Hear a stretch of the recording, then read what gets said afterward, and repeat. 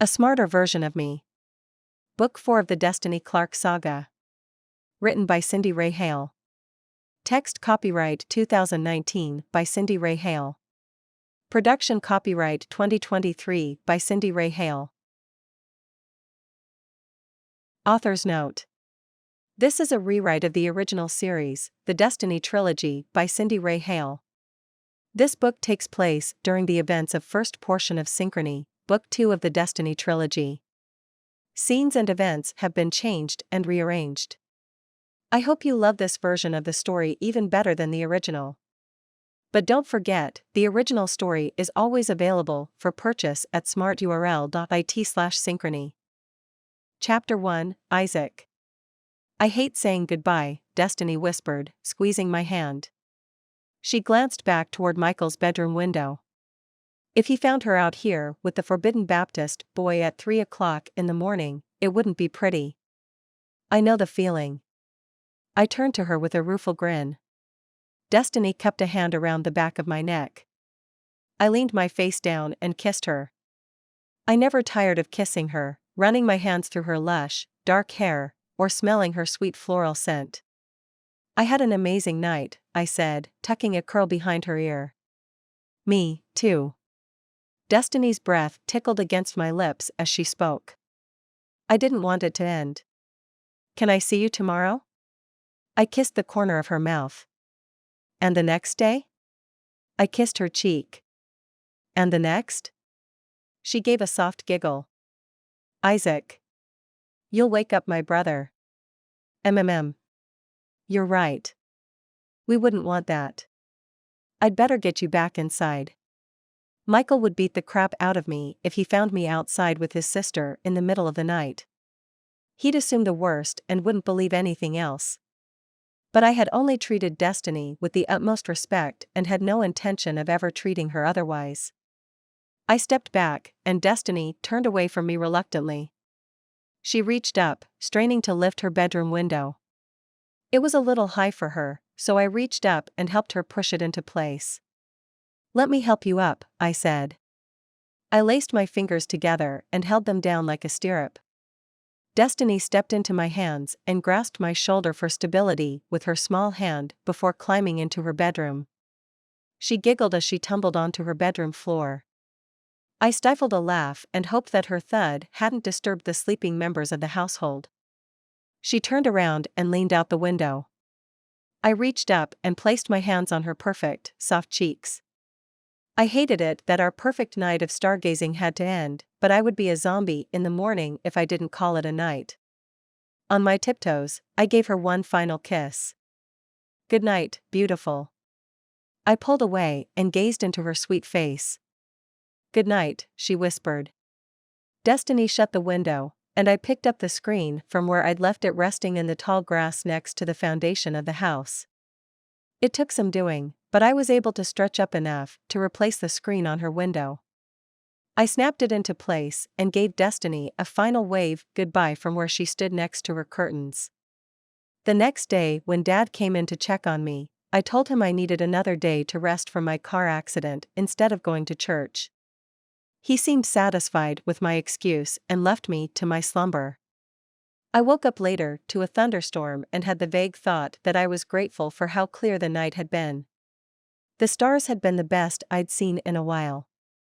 It was magical to share it with Destiny. I rolled over and knew nothing but blackness. I didn't wake again until Josh was home from church, rummaging around in his room, making some racket. I rolled over in bed and rubbed the sleep from my eyes. I reached for my phone to check to see if Destiny had messaged me and then remembered that Dad still had my phone. I groaned. I sat up and stretched. I felt much better after all that sleep. I pulled on some athletic pants and a shirt and headed downstairs. Dad looked up from the book he was reading on the couch in the family room. I see you've joined the land of the living. I grunted in response and sat next to him. How are you feeling? I raked a hand through my mussed-up hair. Much better. I'm ready to go back to school tomorrow. Good. Dad returned his eyes to his book. Did he suspect I remembered he'd put my life in danger and then lied about it when he'd caused that accident? The halls of Bethel Baptist Academy were full as I headed to Mr. Bird's for homeroom for my first day back since Dad's idiotic attempt to manipulate me while driving landed me in the hospital with a concussion. And people say teenagers are reckless drivers. I couldn't believe he was being such a jerk about me dating Destiny. Actually, I could. He was just like that. Mostly, he was a cool dad, but he could be so stubborn. And my relationship with Destiny was one of those things that set him off. I'd spent the weekend debating whether I should tell Mom that he'd lied about the cause of our accident. I didn't want to upset her, but she deserved to know what a jerk he really was. I was still undecided. Some people aren't what they seem. The thought popped into my head as I pushed my way to my locker before homeroom. It was something that I'd seen too much of lately. On the surface, Dad was a perfect Christian. He'd spent most his life studying and teaching God's Word, and most of the students seemed to think he was doing an excellent job as headmaster, so far. That wasn't including anyone who knew how he'd been treating Destiny and her family. Honestly, back at the beginning of the school year, I had been little different. I'd felt that my bigotry was justified. Dad had had me convinced that Destiny was on the pathway to hell. I'd been so stupid. In the hallway, I slipped past a group of girls clustered together outside the choir room. "Welcome back, Isaac." Evelyn Cooper, the junior class president, waved as I passed. "Thanks." I smiled. Jessie Larson gossiped with the girls, but abruptly stopped when Aspen and Will walked past and into the choir room. She threw a dark look at their backs before returning to her conversation. What was her deal? I shrugged. Why did I care anyway? Jessie was always wrapped up in drama. As I turned into the choir room, Hannah called out to me from down the hall. I raised a hand in greeting, and she rushed toward me. "Hey, I have something for you," she said, handing me a folded piece of notebook paper. I raised my eyebrows, but she just smiled and waved before turning away and darting behind the clustered girls. As I stepped into the choir room, I wrapped my fingers around the small rectangle of folded paper and took a seat on the front row. Looking around to make sure no one was watching me, I unfolded the paper and read, "Meet me under the southwest stairwell at 10:00 D." My lips curled up at the corners. I missed her so much. Since Dad had taken my phone away, I hadn't been able to text or call Destiny. Sydney Carter, my ex-girlfriend Aspen's best friend, plopped down into the seat next to me. "Hey. You're back. How are you feeling?" She ran a hand through her long, dark hair. I refolded the paper casually. No need to arouse suspicion. "Fine." My tone was aloof. So, she was going to be all nice to me now? Sure, plenty of my old friends had come to see me in the hospital, but I thought that was out of curiosity. Well, better her than Aspen. A high-pitched laugh caught my attention across the room as Aspen flirted with Will. I clenched my jaw and averted my eyes. Even after everything I'd been through with Destiny, it still hurt to see them together. It just didn't seem fair that they were so happy.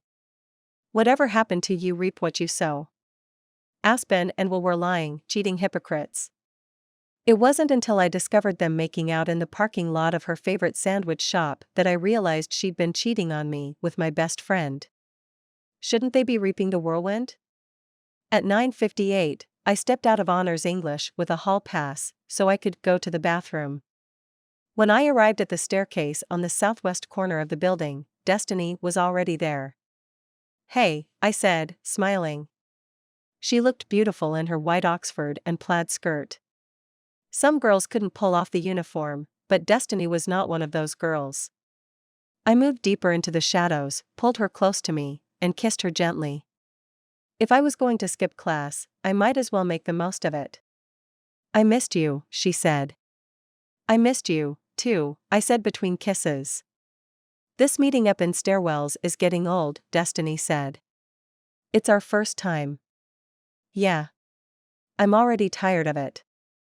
At least it's a way we can talk without stirring up drama. Isn't there a way you can convince your dad to give you your phone back? I don't know. What if you told him you remember everything about the car accident and that you'll tell your mom unless he gives you your keys and phone back? I hadn't thought about that. I rubbed my jaw. My dad wouldn't take nicely to me threatening him. It would just make him angrier. You could at least try. Please.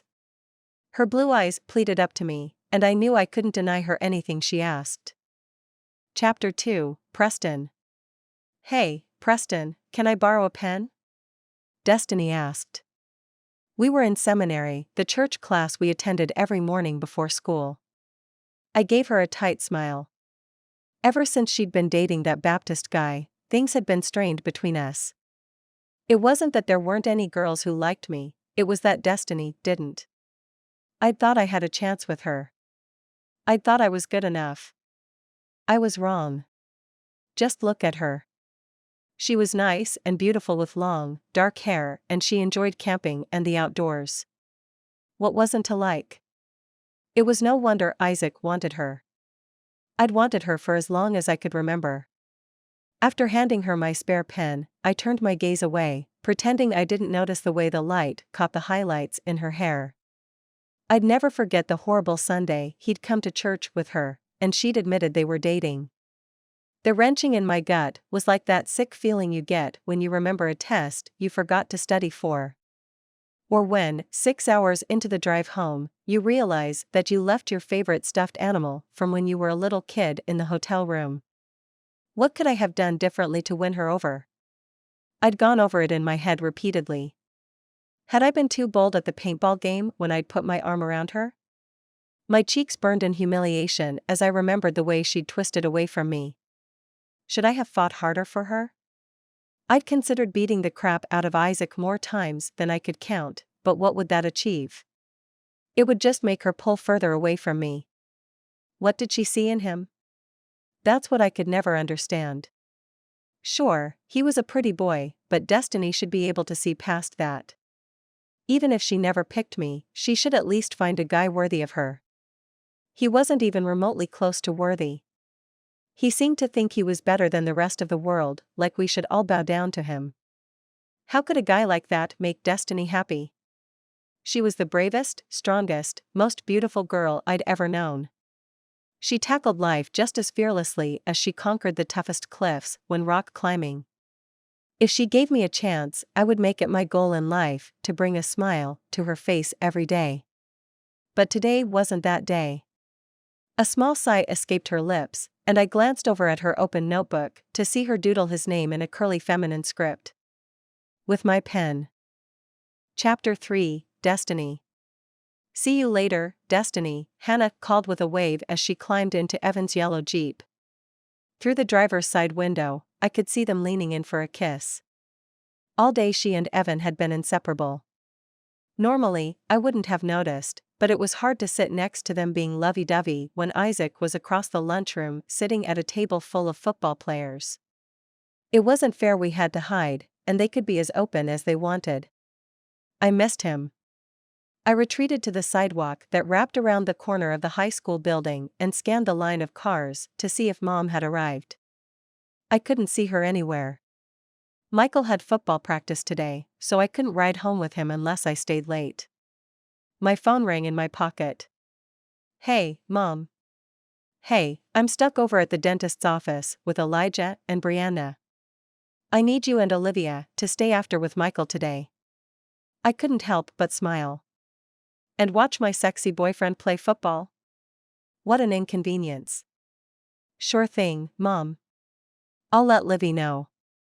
I ended the call and looked up to see Olivia approaching me with a group of her 8th grade friends from the direction of the middle school building on campus. The middle school was further back from the loading zone, so those students congregated with the high school kids when it was time to wait for their rides. Despite being the only Mormon in 8th grade, Olivia hung out with the popular crowd. I would have liked to assume that my lack of popularity was because I was one of the freaky Mormons, but Olivia and Michael blew that theory out of the water. You'd think dating the student body president would get me some popularity points, but it seemed to do just the opposite. Sure, I got noticed, just not positively. The strange thing was I didn't care as much about popularity anymore. Sure, it was nice to be well liked, but as long as I had a few key friends who stood by me, it didn't matter what most of the student body of Bethel thought about me. Livy, Mom's stuck at the dentist with Elijah and Brianna. We have to ride home with Michael today. She made a face. Are you serious? It's freezing out here. Then don't watch them practice, I said, rolling my eyes. Go inside and do your homework. I hated the cold, too, but I would gladly endure the weather if it meant I could watch Isaac play. My chances to spend time with him were slipping away more every day. Every moment with him was precious, even if it was just watching from afar.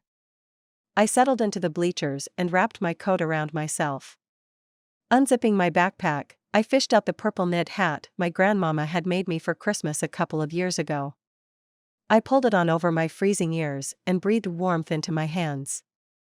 Isaac passing the ball. He looked up and caught me watching him, and his entire face lit up. Suddenly, my spot on the bleachers didn't seem so cold. Seeing him look at me like that was enough to get me through the tough moments away from him. Where's Olivia? Michael asked after the practice as we approached the high school. She's in the high school somewhere. She didn't want to sit in the cold. Michael gave me an appraising look, and I wished I hadn't added that last part about the cold. Michael knew how much I hated to be cold and how much I liked Isaac. I wasn't doing a very good job convincing people that we weren't together. Oh well. It didn't matter, did it? As long as they didn't see us constantly together, they couldn't say anything. I could want whoever I wanted in my heart.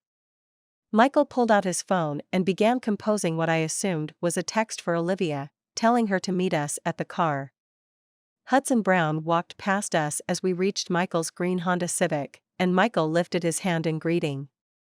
Hey, Hudson, I said. He came over, smiling his usual devil-may-care grin. What are you still doing here? His smile twisted into an annoyed expression.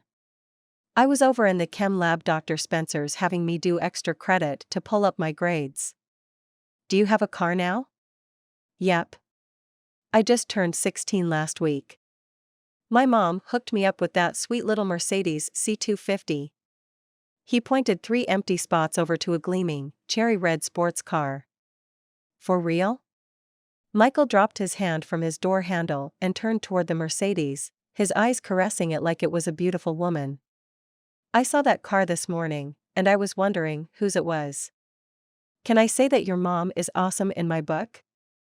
I said after we'd walked over to survey it. I smiled to myself. Since he'd gotten it, the interior was already cluttered with a random assortment of both opened and unopened cans of Monster, a scattered stack of car magazines, and a rolled-up bag of Doritos. He shrugged. I think she's trying to make up for everything she's put me through with the divorce this year. I kept trying to convince her to buy me a bullet bike, but she insisted on this car instead since it was much safer. He rolled his eyes like she was ridiculous. She's worried about a bullet bike, but she lets you longboard down wicked steep hills? I asked, mimicking his description of his favorite longboarding spots. He flashed a grin that reminded me of a kid getting away with something naughty and swept his long, blonde bangs out of his eyes. Who said she lets me? When your mom works 70 hours a week, you have a lot of time to yourself. Olivia emerged from the building and came across the parking lot. She glanced at Hudson leaning against his new car, looked away, and bit her lip as a blush crept across her face. Hey, Olivia, he said, one side of his mouth pulling up in a cocky, self-satisfied smile. She looked up at him for a fleeting moment, her blush deepening. Hey. Wow. She had it bad. Usually when guys from school tried to give her any kind of attention, she gave them a rejection that was quick and to the point. But she seemed flustered by Hudson. Didn't see that one coming. A few hours later, after finishing the dishes with Olivia, I was about to retreat to my room to finish my homework when Dad called me into the formal living room. That was never a good sign. The living room was where Mom and Dad summoned us when we needed to be raked over the coals. Mom was there, too, a grim expression on her face. "Destiny," Dad began. "Have a seat." I sunk into the same armchair I'd squirmed in after homecoming when they'd found out I was dating Isaac. I was so panicked that night. I thought for sure they'd ground me for life, publicly humiliate me, or have an embarrassing confrontation with Isaac's parents. The only punishment I received was a stern lecture on the dangers associated with dating non-members. Sure, Dad was furious and Mom was appalled that I was dating the forbidden Baptist boy, but they had done nothing to punish me and had not demanded that we stop dating. They'd just expressed their displeasure. Their deep displeasure. Then there was the time when they'd gotten a phone call from Hannah's mom saying that we'd been using her house to meet. But even then, they didn't ground me. Isaac had had it much worse. His dad had taken the keys to his truck and his new iPhone. That was why he'd visited that night. We had no other choice. I should have known this was coming. Dread crept in from the shadows of my mind where I'd pushed it away for the past few weeks since we'd begun dating. I took one look at Dad's stern face and groaned. This meeting would not go so smoothly. "Earlier today, your mother discovered something that concerned me," Dad continued. What could they have found? Isaac and I had been so careful to cover our tracks. When she was out doing yard work this morning, she noticed your screen was missing. I felt the blood rush to my face. We'd forgotten to replace the screen? I could have sworn Isaac had put it back. He wouldn't have left it off, would he? Mom got straight to the point. "You snuck out with him, didn't you?" she accused.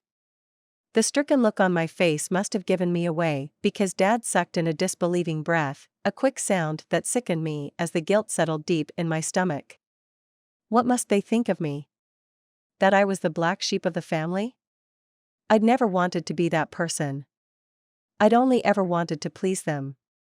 The disappointment in Dad's eyes cut through me like a knife, and I couldn't even look at Mom. "What are we going to do with you, Destiny?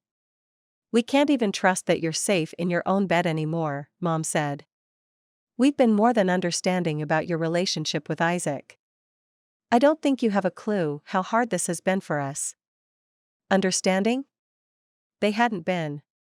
Understanding would have been welcoming Isaac into their home as my boyfriend with open arms. At the very least, Dad could have reached out to Isaac when he stepped out of his comfort zone and came to church with me against his parents' wishes. Isaac had sacrificed a lot by doing that, and Dad hadn't even acknowledged his presence. I should have told them as much, but I didn't have it in me. Instead, I caved. I was safe. I promise. Isaac would never hurt me. He's a complete gentleman. It sounded lame and whiny in my ears, like I didn't believe it, even when I knew it to be the absolute truth. There was something so intimidating about Dad's commanding presence that sucked the fight out of me. "You admit you were with him?" Dad's voice boomed. Great. Why'd I have to open my big mouth? I wish y'all would trust me more. Then Isaac and I wouldn't have any reason to sneak out at night together. I could tell from the furious expression on Dad's face that he wasn't buying my argument. "You think we'll encourage you to date a non-member?" Mom shook her head in disbelief. "Destiny, we want what's best for you. How many times have we told you, you marry who you date? What kind of life would you have with him? A beautiful one." Those were the first words that popped into my head, and despite everything I knew, I couldn't help but believe it. I imagined living with Isaac up on top of Walnut Ridge, in the beautiful White House of my dreams, with a few kids running around, and goosebumps ran down my arms. He could make me so happy, but they couldn't see it like I could. "Where would you take your kids to church? What religion would they be?" Mom asked. "Mormon, of course," I said with a forced smile. "Oh yeah, sure," Dad said with a sarcastic bite to his voice. "You think just because he came to church with you once he's just going to magically convert?" "It's true. Sometimes that works out, but I've been around, and usually, in these situations, the church member either falls away or is forced to bring her kids to church alone every Sunday. Just look at Sister Whitaker. As much as I didn't want to admit it, he had a point. Sister Whitaker was this lady from church who'd been raised by good Mormon parents, but had turned wild as a teenager and ended up marrying a non-member. Now, 3 kids later, she'd reformed and come back, but her husband wanted nothing to do with the church. So, there she sat, every Sunday, alone with her kids. And now her oldest son, Ryan, 15, was following in his father's footsteps.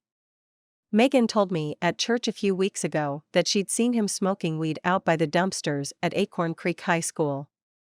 But I wouldn't marry Isaac unless he was a good Mormon. That was true, wasn't it? Destiny, once you're in love with someone, it's too late, Mom said gently. When you get to that point, you'd do anything for that person, even if it meant marrying outside your faith. This bugged me. Who were they to tell me what I would do? I was only 16. I had years before marriage. How could dating Isaac hurt me? He was graduating this spring, and then he'd probably leave for college. As much as I loved and respected Mom and Dad, sometimes there was no reasoning with them. So I did the only rational thing left to do. I nodded and put on my repentant face. I see what you mean. Dad let out an audible sigh. Promise me you'll stay away from him. I smiled faintly. He didn't get it, did he? That will be hard, Dad. Ben, she can't just stay away from him. They're in Les Miserables together. Dad's face darkened. Oh, that's right. I had a flashback of the day we'd all watched Les Mis together as a family. He'd muttered through the entire movie, grumbling his displeasure about the fact that a Baptist boy would put his hands on me. Now he opened his mouth to say something else, but then shut it, clenching his jaw tight. And what if he wants to come to church with me again? Am I supposed to just turn him away? Of course not, Mom said in a soothing voice. But you can let Michael be the one to talk to him about the church. She continued on, and I refrained from rolling my eyes, keeping my face as neutral as I could. I wasn't breaking up with Isaac just because they wanted it. Isaac had stood by me, even when his truck and phone were taken away. But that didn't mean I had to be so openly rebellious about it, either. What they didn't know wouldn't hurt them, right? Chapter 4, Isaac. Robinson, Will Green caught up to me in the hall after Primus. How's the plan going? The plan? Yeah. With Destiny? I haven't seen you together lately. I scrubbed a hand over the stubble on my chin. With the drama surrounding the accident, I had forgotten the plan. I should have told Green long ago I didn't want to dig up dirt on the Mormons.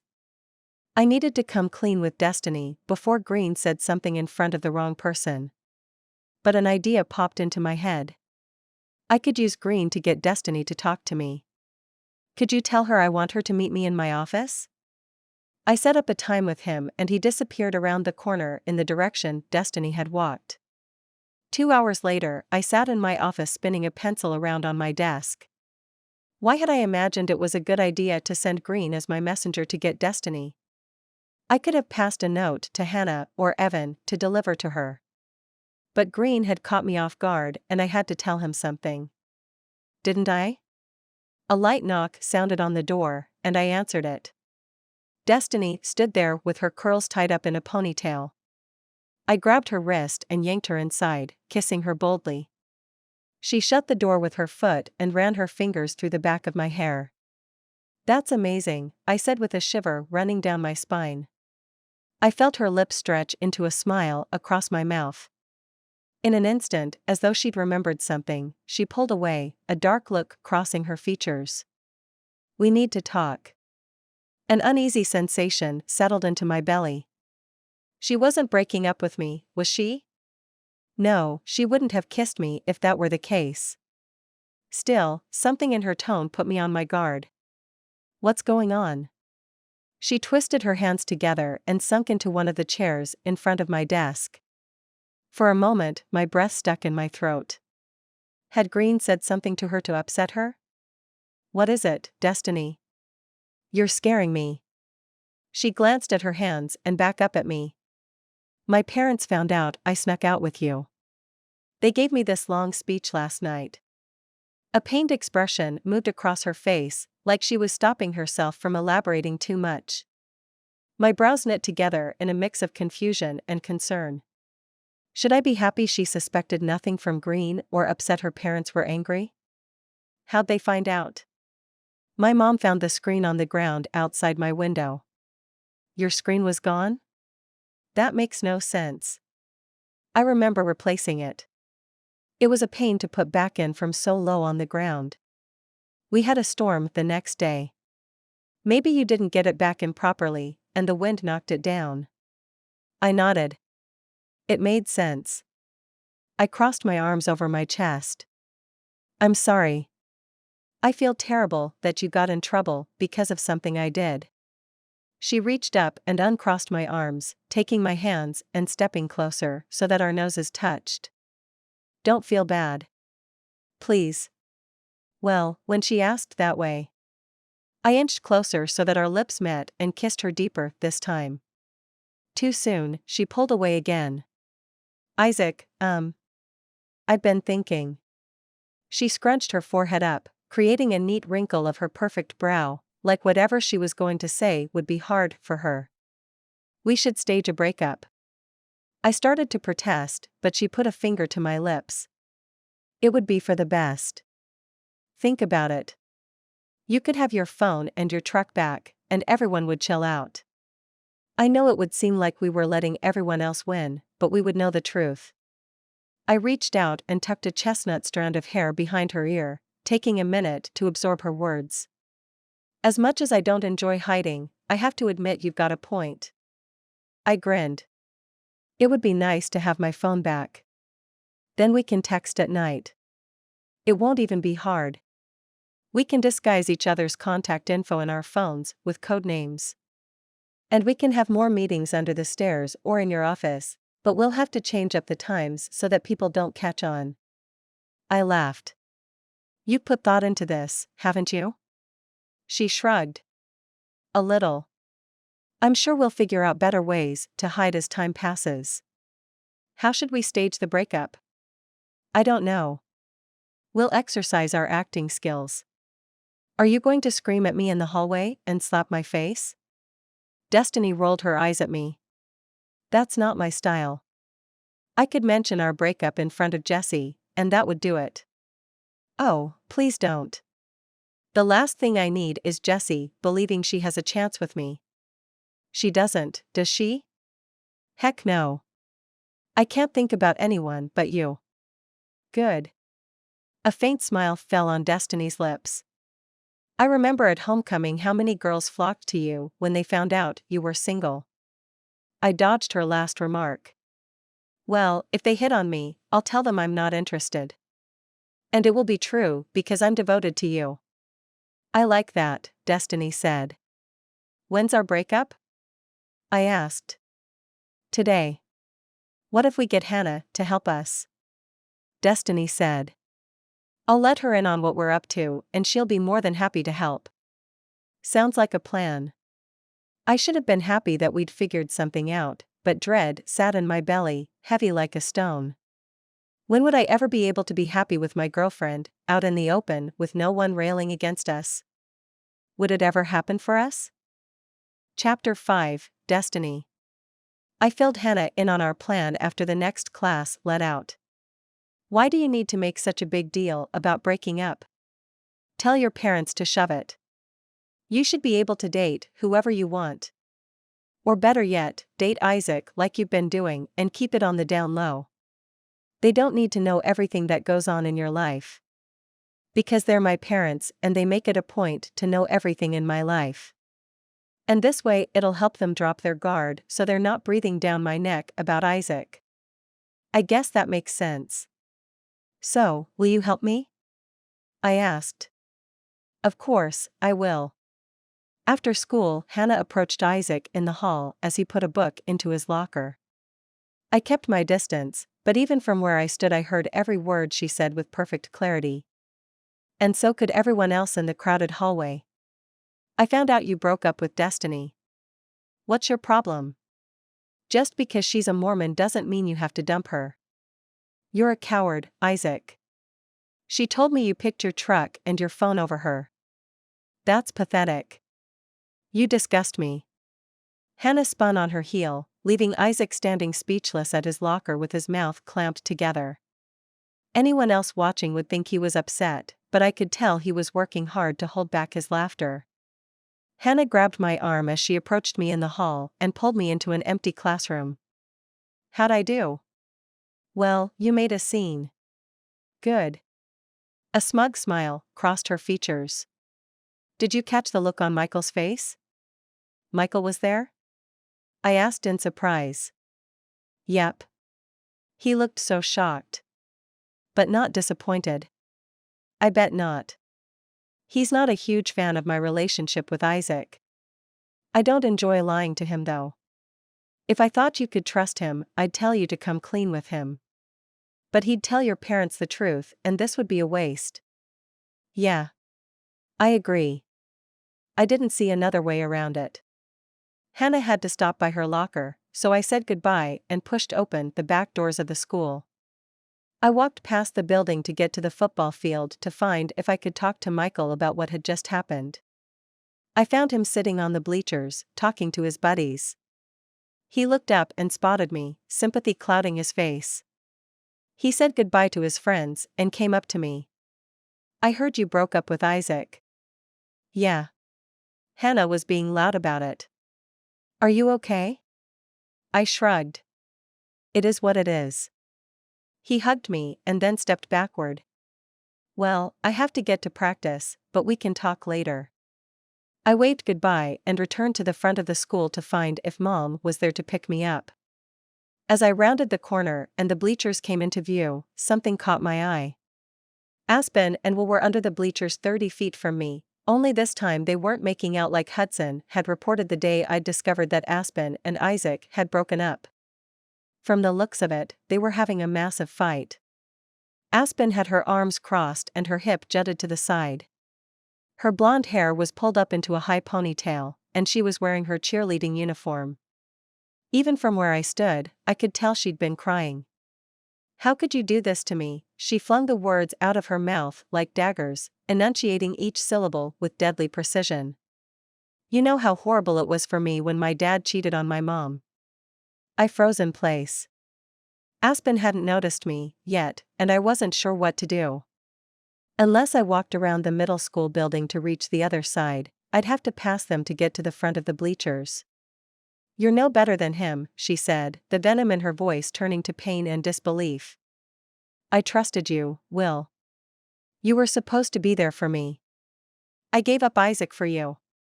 You're not half the boyfriend he was. Sure, he ignored me sometimes, but at least he was loyal.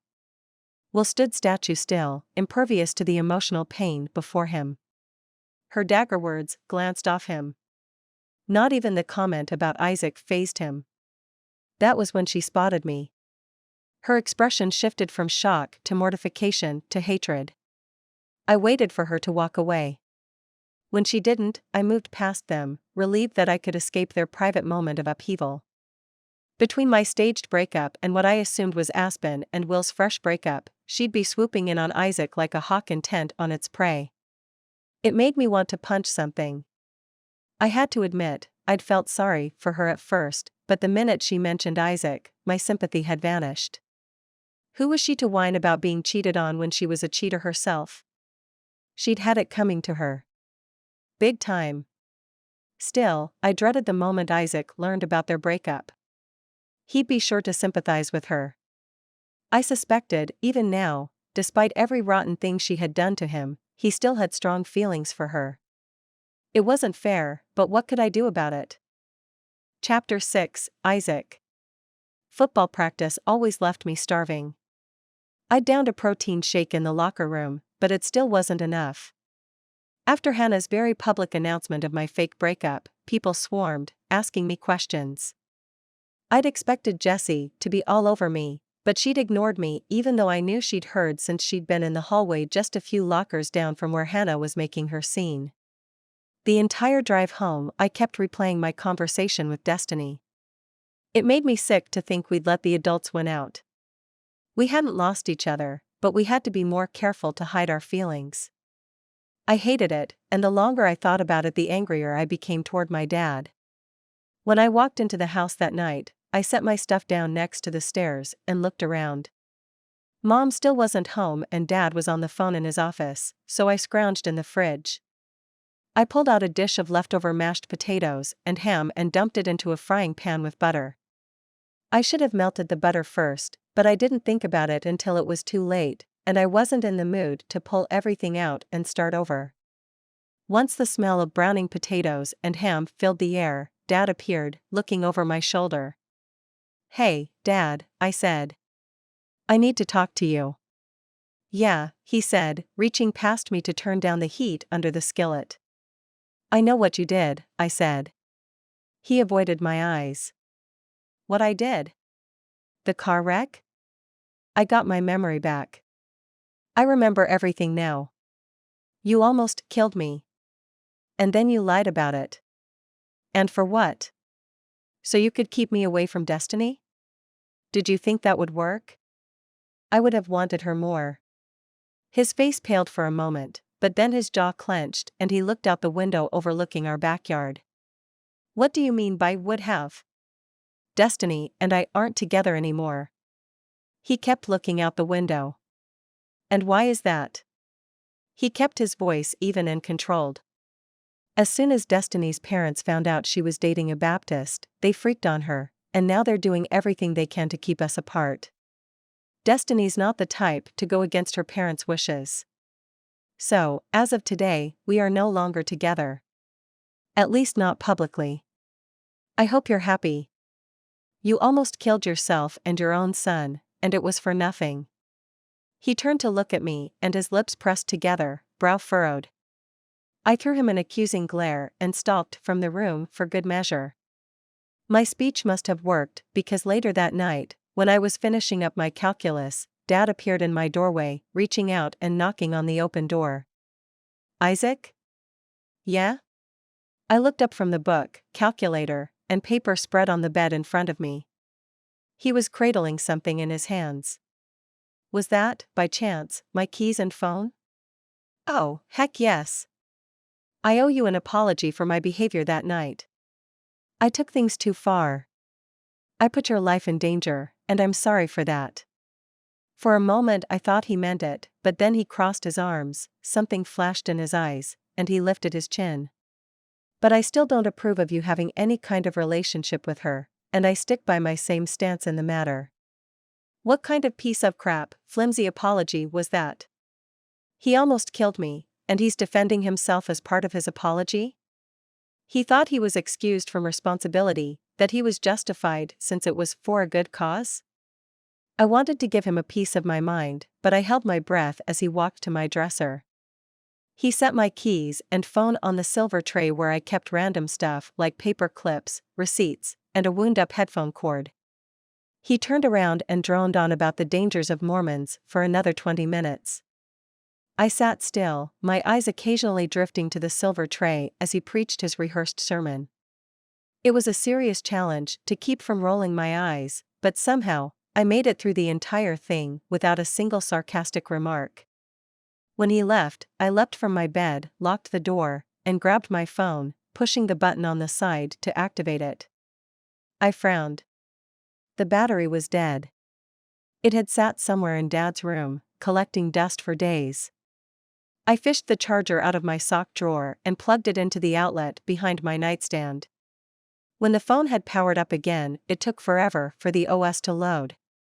I soon found out why. I couldn't wait to text Destiny, but the text just kept coming, interrupting me and making my phone freeze up. By the time everything had come in, I had 287 text messages and a bazillion notifications from Facebook, Instagram, and Twitter. Good grief.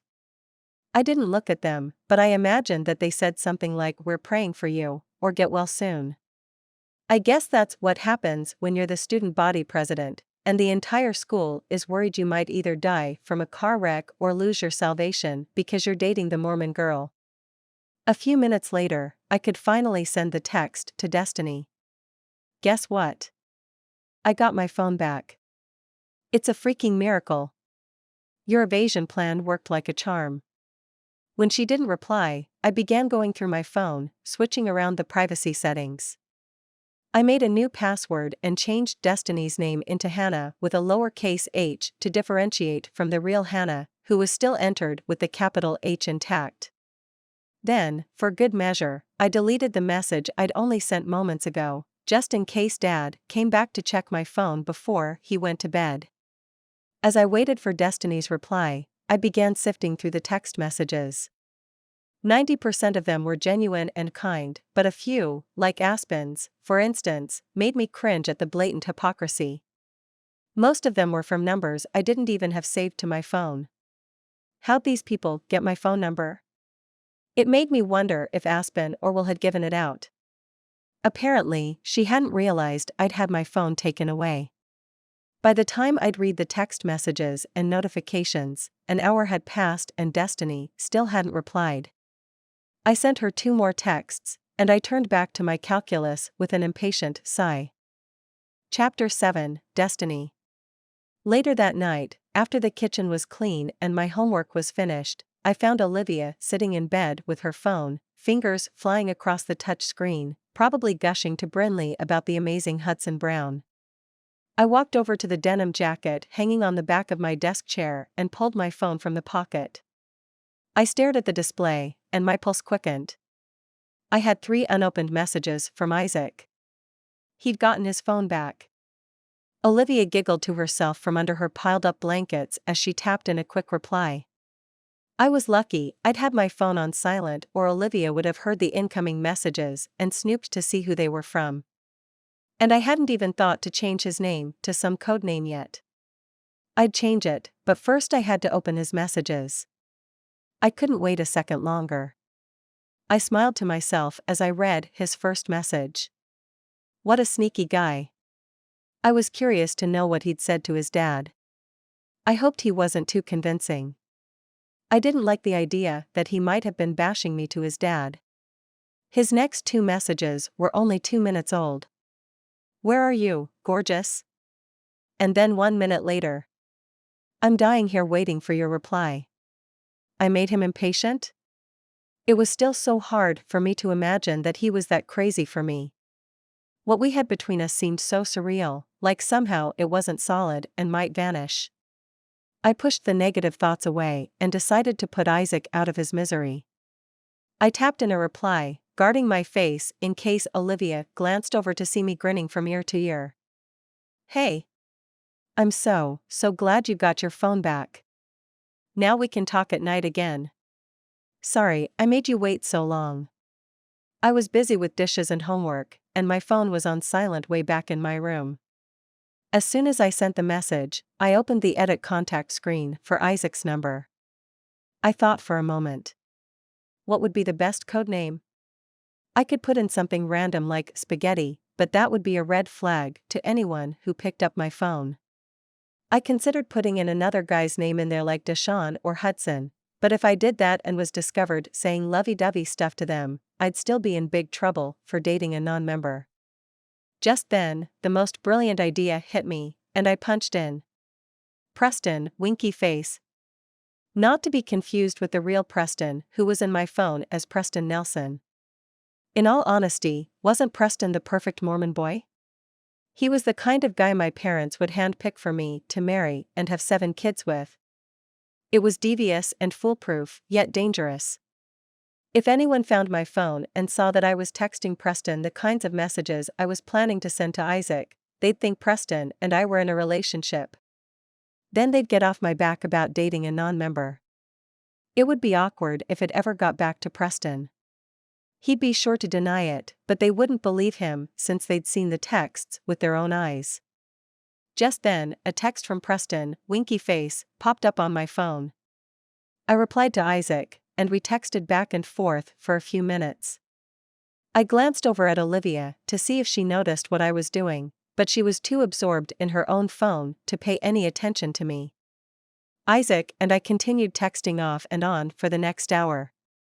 It wasn't until we'd said goodnight, long after the lights were out and Olivia was snuggled deep under her covers sound asleep, that I realized I'd forgotten to tell Isaac what I'd witnessed under the bleachers between Aspen and Will earlier that day. Chapter 8, Isaac. I sent Destiny her goodnight text and rolled over in my bed to review the notes scribbled in a spiral-bound notebook on my bedside table. They were for the speech I had to give the following day. As the student body president, the school required me to speak to the students in chapel twice a semester.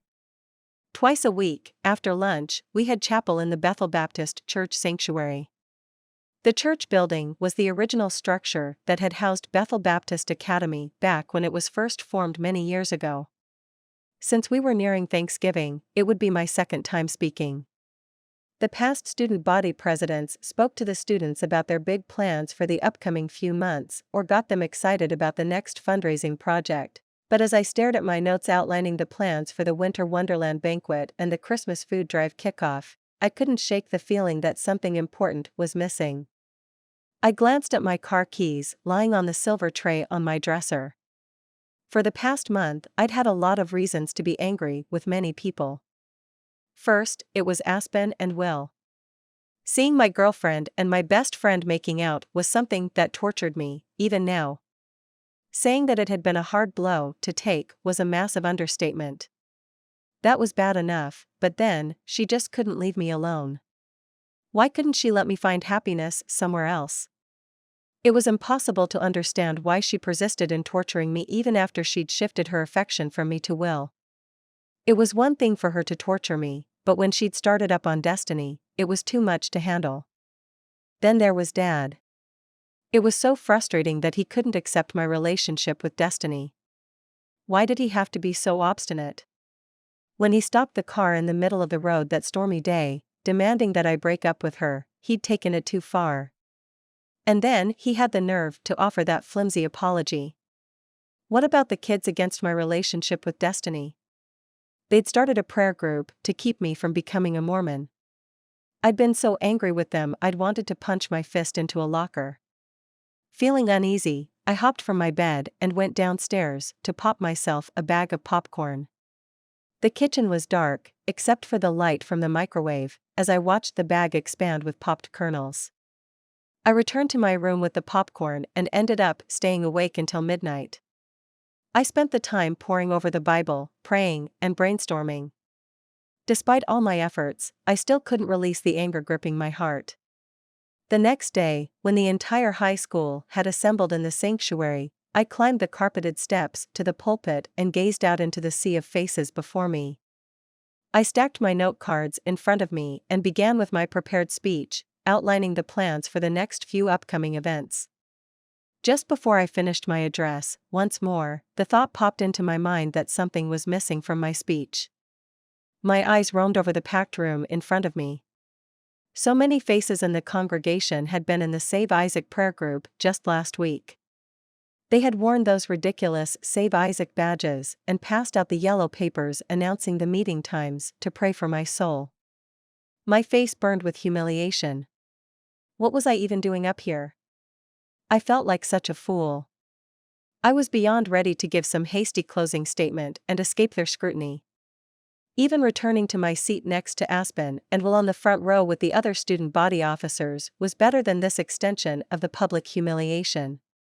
But as I gripped the edges of the podium and stared out into the crowd, I began seeing individual faces rather than the angry mob I'd envisioned only seconds ago.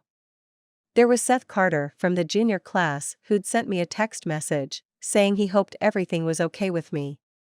He was staring up at me, and for the first time since I'd gone public about my feelings for the forbidden Mormon girl, I realized his expression, so similar to other students who'd worn the Save Isaac badges, wasn't one of malice or disapproval. He was looking at me with genuine concern. It was at that precise moment that a powerful realization struck me. Aspen and Will may have had malicious intentions toward me, but the rest of these kids had nothing against me. They'd been taught, just as I had been, that Mormons weren't Christians. Could they help what they'd been raised to believe? they had learned no better. What if our roles were reversed? What if Seth Carter was the one dating the Mormon girl, and I hadn't taken the chance to get to know Destiny?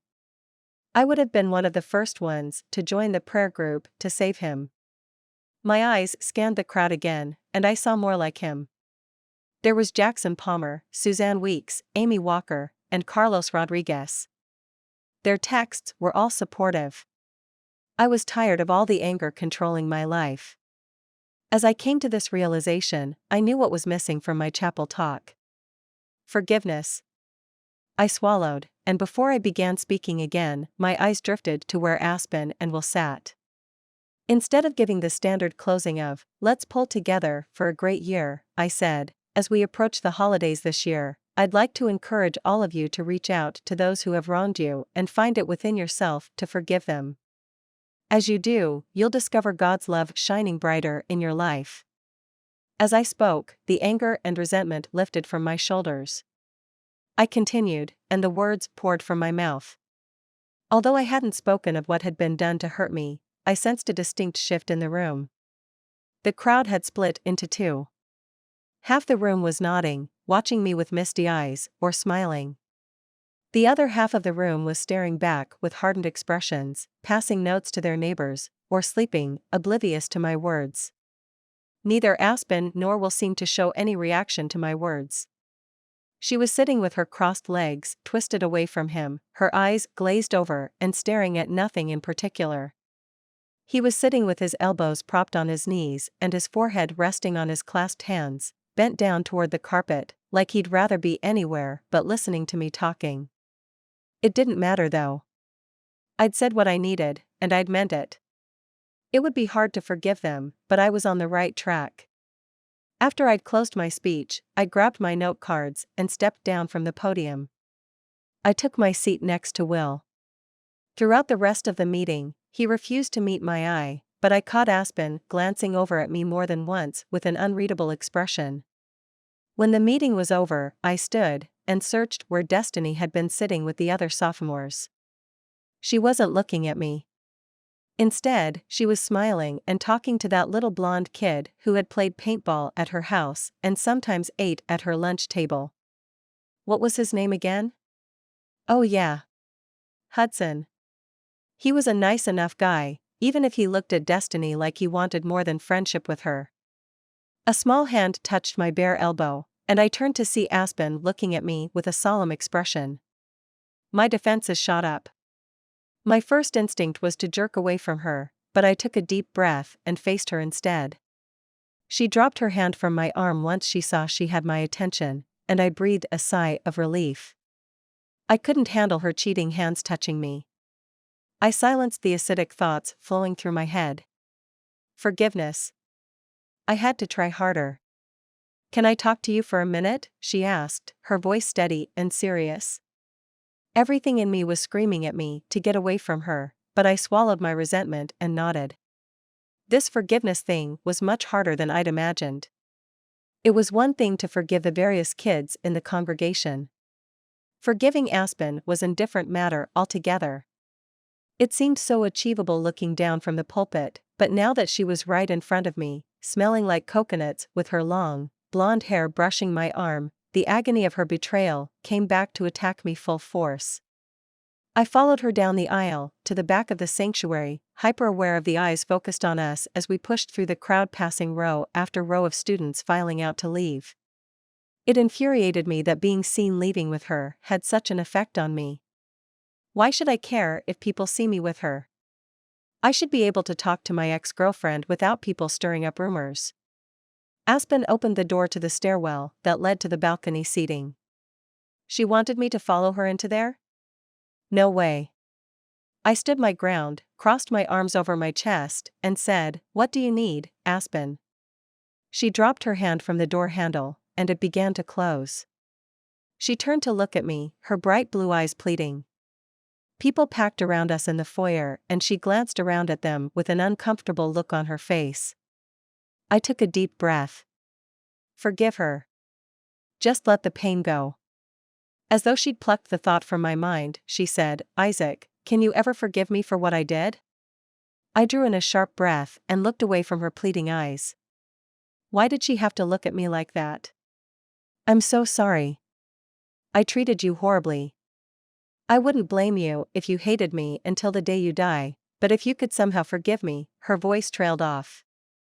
After all the fake, twisted crap she'd done to me, how dare she have the nerve to look sincere? I bit back the retort on the tip of my tongue and said, Aspen, I want to forgive you. I know it's the right thing to do, but what you did was beyond horrible. I hated how thick my voice was becoming. I will need some time. And a ton of help from God.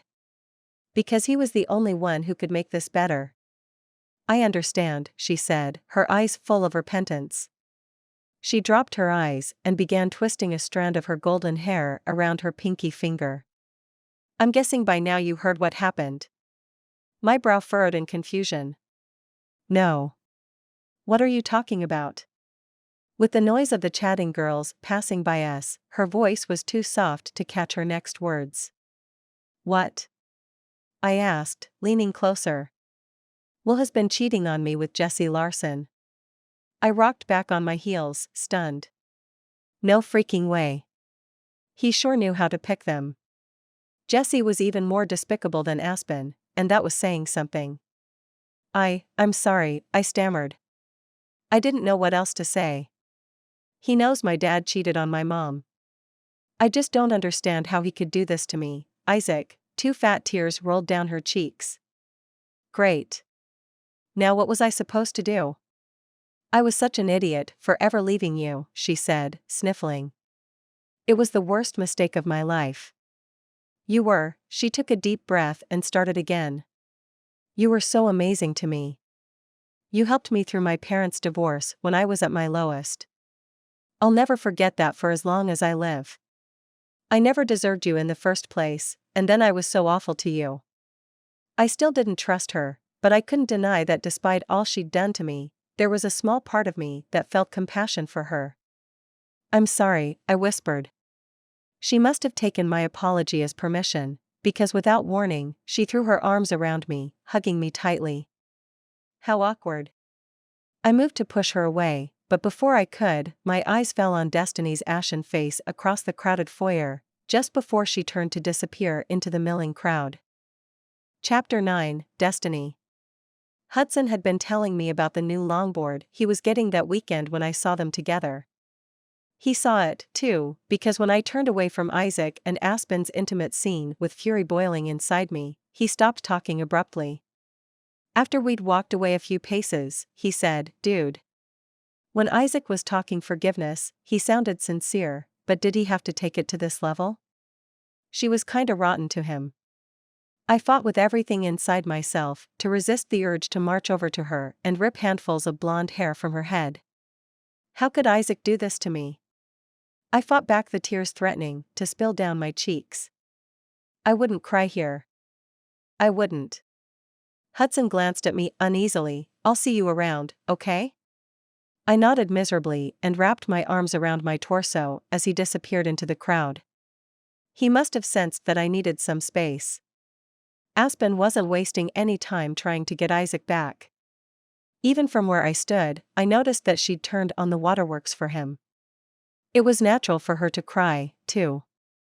Her boyfriend had just cheated on her. It was a good reason to cry.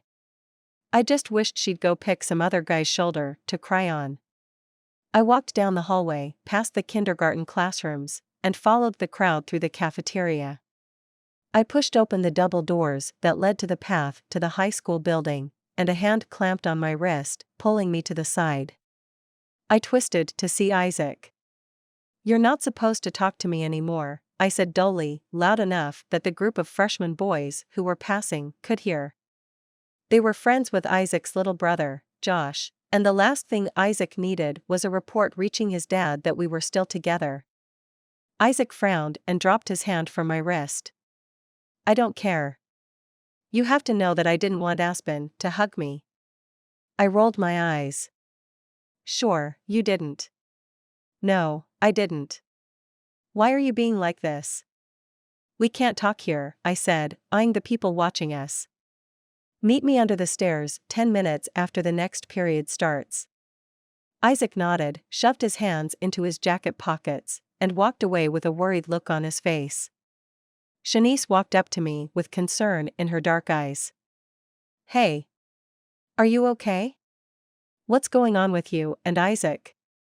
Ever since Jesse Larson had ditched me for the popular crowd at the end of 7th grade, Shanice had been my one friend until Hannah had showed up this year. Hannah and I had become closer than I'd ever been with Shanice. I'd told Hannah everything, but for the past few days she'd seemed too absorbed in Evan to spend time with me like she used to. I hadn't noticed it when I spent every spare moment with Isaac, but now that we were forced into yet another layer of secrecy, it was obvious that she was more interested in talking to Evan than she was to me. I sighed and turned back to Shanice, surprising myself by telling her everything from our parents' disapproval to our decision to keep our relationship quiet, to the breakup under the bleachers, and to Aspen hugging him outside the chapel. Oh. I don't know how you haven't killed that blonde witch already. I have to admit, I've had to restrain myself around her a few times, I said with a smile. So, how are you and Deshaun? She shook her head. You just had to bring him up, didn't you? What's going on? Nothing. When she took in my disbelieving eyebrow, she said, No. I mean it. Nothing's going on between us because all he cares about is basketball.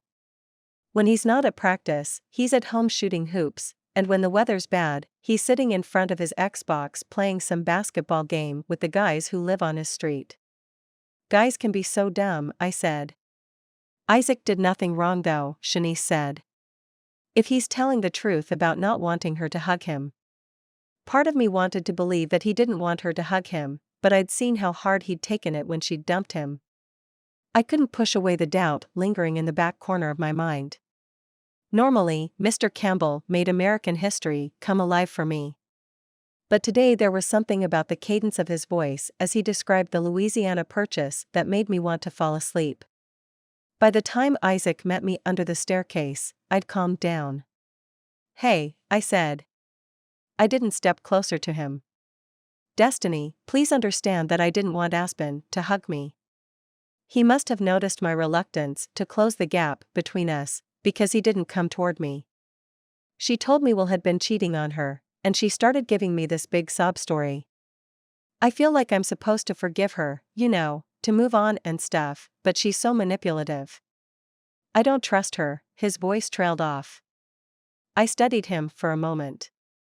His eyebrows drew together in frustration. His beautiful mouth twisted into a slight frown. His fists clenched at his sides. I wanted to believe him. I did. But a small feather of doubt had slipped into my heart. I couldn't shake it off. The negative voice in my head kept telling me he still wanted her. Why wouldn't he? They had been happy before, why couldn't they put their differences aside and start over again? She was just the type of girl to date him, gorgeous, blonde, petite, and talented. She was the most popular girl in school. He was the most popular guy, or at least he had been, before he'd started dating me. I was a huge threat to his popularity. Didn't that bug him? He'd said it didn't, but maybe he was just saying that so I wouldn't feel bad.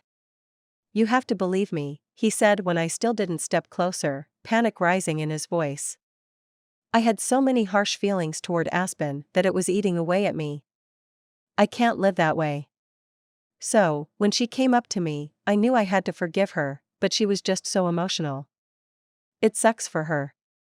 I mean, Will cheated on her with Jesse. That's got to hurt. I sucked in a large breath of air. He cheated on her with Jesse? I couldn't help the small flicker of satisfaction.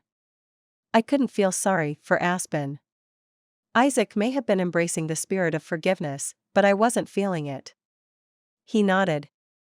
According to Aspen, anyway. So Jesse finally got a jab at Aspen. She'd been competing with her for years. It was surprising that she'd succeeded. Especially since Aspen was 2 years older and already dating Will. How did Jesse pull it off? She was dirtier and craftier than I gave her credit for. Jessie used to be close friends with you, didn't she? I nodded. Yeah. I'm surprised you noticed. Well, you guys called me all the time back when you were in middle school. You knew that was us? I gasped, horrified, and all thoughts of Aspen flew from my mind. Jessie and I used to prank call Isaac back when we were younger, and we'd recorded the conversations with this little digital recorder. We'd been so careful to hide our identity. Oh yeah, I knew the entire time, Isaac said with a shrug. You must have thought we were so dumb. How mortifying. Only slightly dumb. He flashed a teasing smile. I punched his muscled bicep. Ow. I said, holding my hand. Seriously? Why is your arm so hard? He chuckled, a low throaty sound, and took my hand in both of his. You know, you shouldn't go around punching people. He brought my hand to his lips and kissed it, his dark, smoldering eyes fixed on me. Yes, sir, I said softly, my eyes locked on his. I stared at his intense brown eyes and melted. He was so beautiful, inside and out. I hated it we had to have these issues. I reached out and took his hand. I believe you, Isaac. You believe me? Yeah. I believe that you weren't trying to rekindle things with Aspen. I wasn't sure if I believed him completely, but enough of me trusted him to say I did. He squeezed my hand and relief flooded into his eyes. I can't lose you again, he said, his voice thick with emotion. I'm not going anywhere, I said, pulling him closer to me. He wrapped his arms around me and held me to his chest. Through his uniform shirt, I could feel his heart beating. When he held me like that, nothing else mattered. Together, we were strong, a force to be reckoned with. How could I have questioned him only moments before when I felt this way now? Chapter 10, Isaac. I checked my watch and said goodbye to Destiny. If we stayed under the stairs too much longer, our teachers might get suspicious. That night, as I was driving home from work, my phone rang. I worked part-time for Hannah's parents, they were also my aunt and uncle, at their Christian music company. I picked it up and answered it, just as my eye caught the caller ID. I held back a groan as I held the phone to my ear. Hello? Hey, Isaac. Aspen's voice sounded too shrill, her cheerful tone forced. Why the crap was she calling me? Hey. It was so tempting to hang up the phone and block her number, but I could at least try to be polite, right? I cleared my throat. What's up? We have to rehearse A Heart Full of Love tomorrow for Primus, so I was thinking I'd swing by your place tonight so we could get one more last-minute practice in. Invite yourself over already. You want to come over? Saying I didn't want to spend time with her would be a massive understatement. How could I put this politely? I racked my mind, trying to come up with an excuse of why I was busy. Destiny was supposed to sing with us as well, since it was a trio, but Aspen didn't even consider inviting her over. I just imagined her offering to swing by and pick up Destiny and held back a bitter laugh. Like that would ever happen. Inviting Destiny into my home would be complicated on so many levels. I could always come up with the excuse that we weren't dating and just had to sing together, but that seemed too much like playing with fire so soon after our supposed breakup. That was when it hit me. If I had Aspen over, it would only reinforce my separation with Destiny in my family's eyes. They'd get off my back then. What time were you thinking? I turned into my subdivision and drove up one of the many steep, wooded hills in my neighborhood. Can I come over in about 30 minutes? I bit back another groan. Sure. That should give me enough time to grab some dinner. Want me to stop by Smoky Bones on my way over? I clenched my jaw. Now she was pushing her luck. Pain twisted within me as I thought about the happy evenings we'd spent eating Smoky Bones barbecue sandwiches last summer. She was trying to get back together. And she thought she had a decent shot. Well, she was mistaken. No, that's okay, I said brusquely. It's not a problem, she insisted. Aspen, let me make something clear to you. I don't want to eat barbecue with you. You can come over to practice, but don't think you have a chance at getting back together with me. That opportunity came and went last October, and it's gone for good now. That was a terrible mistake, she said in a small voice. Her sad, forsaken tone tore at the armor I was trying so hard to keep up. Yes, it was, I said gently. And I'm trying to forgive you for that. But that doesn't mean I want to open a door that should stay closed. I understand, she said in a syrupy sweet voice, which only led me to believe that she didn't understand at all. We hung up just as I pulled into my driveway. Once I was inside the house, I made a beeline for the kitchen. Josh was sitting at the table eating a big plate of leftover lasagna. Is there any more of that? I asked. Nope. This is the last. I opened the fridge and scanned the contents. Near the back was a Ziploc bag with 2 slices of the frozen pizza we'd baked 2 days ago. Thanks a lot. Did you have to eat the rest of the lasagna? There's enough of it on your plate for 5 people. Now I'm stuck with nasty old freezer pizza.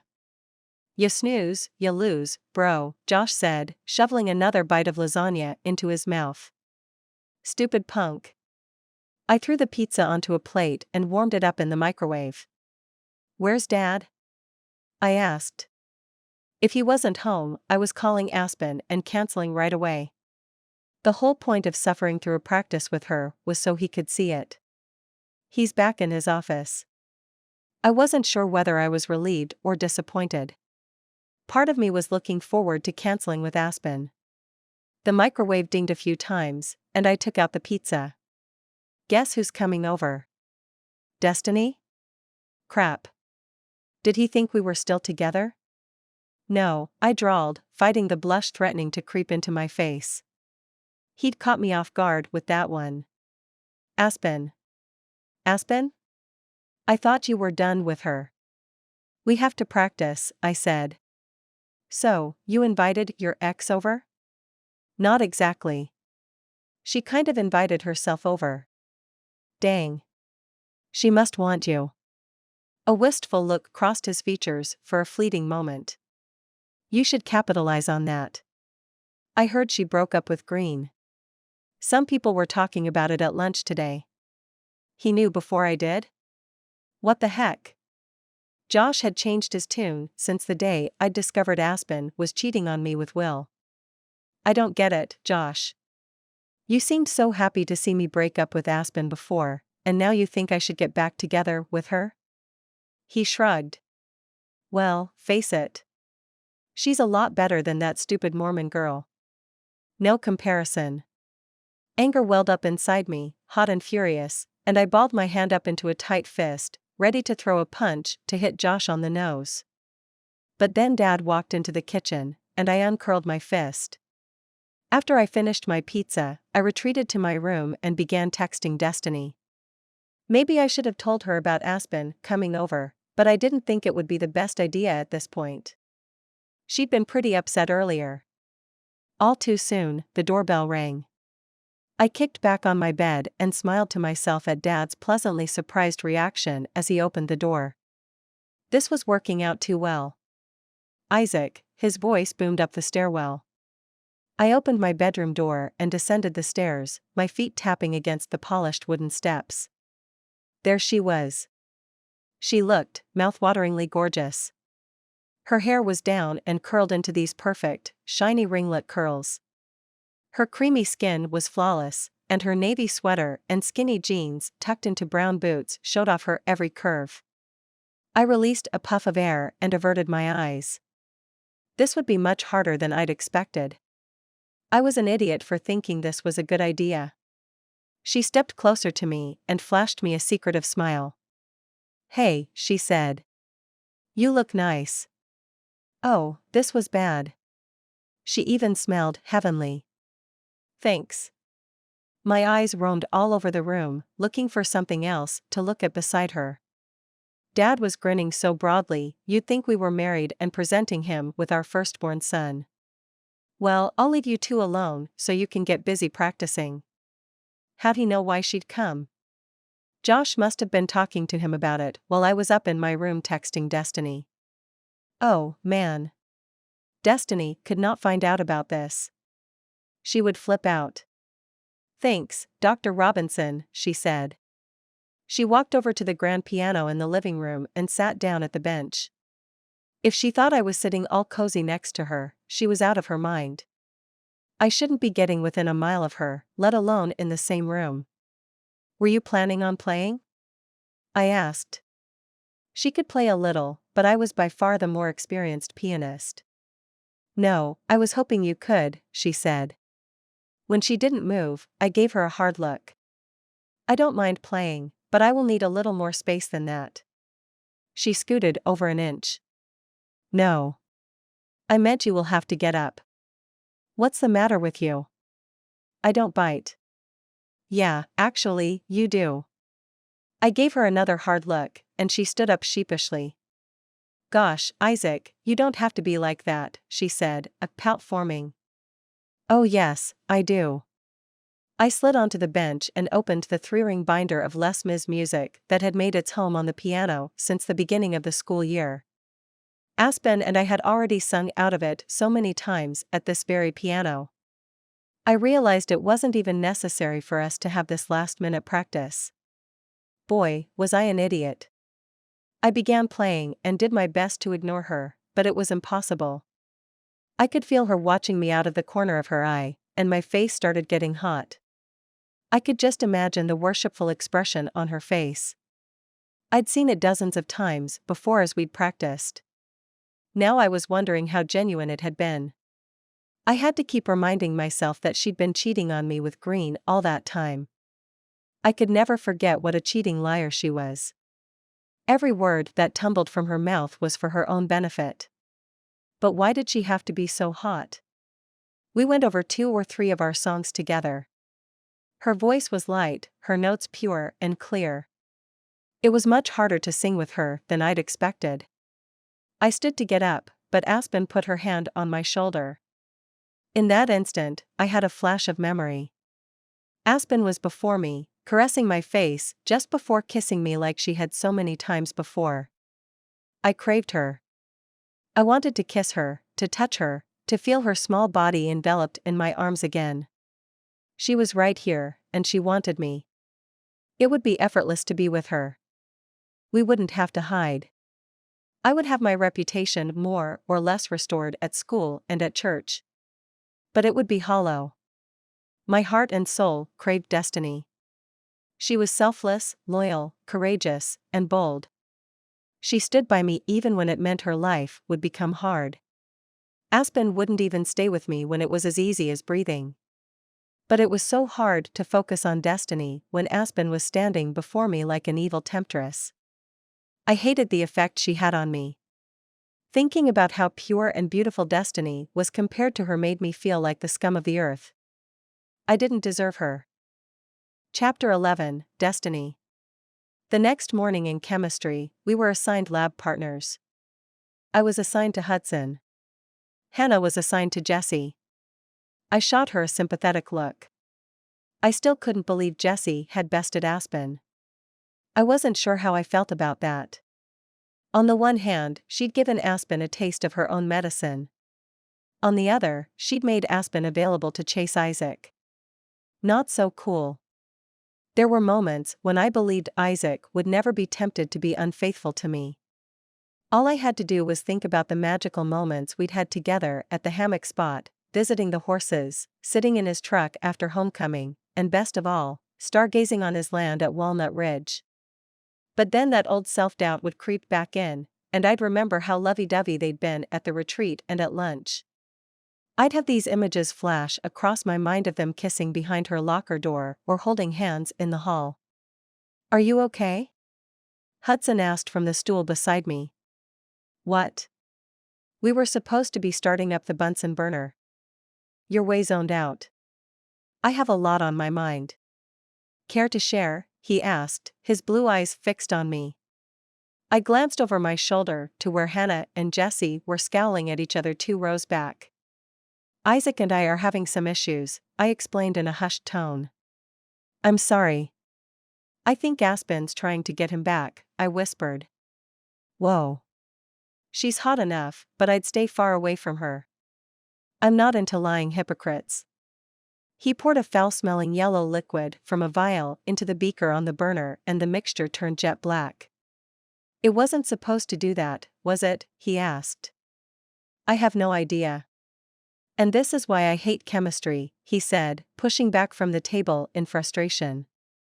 This is the fun part. It reminds me of cooking. I hate all the equations and formulas. You enjoy cooking? He asked.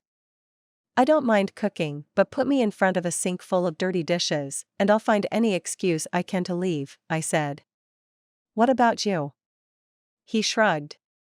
I don't cook much beyond Hot Pockets and pizza rolls. I have to fend for myself most of the time since my mom's always working. What does your mom do? She's a stockbroker.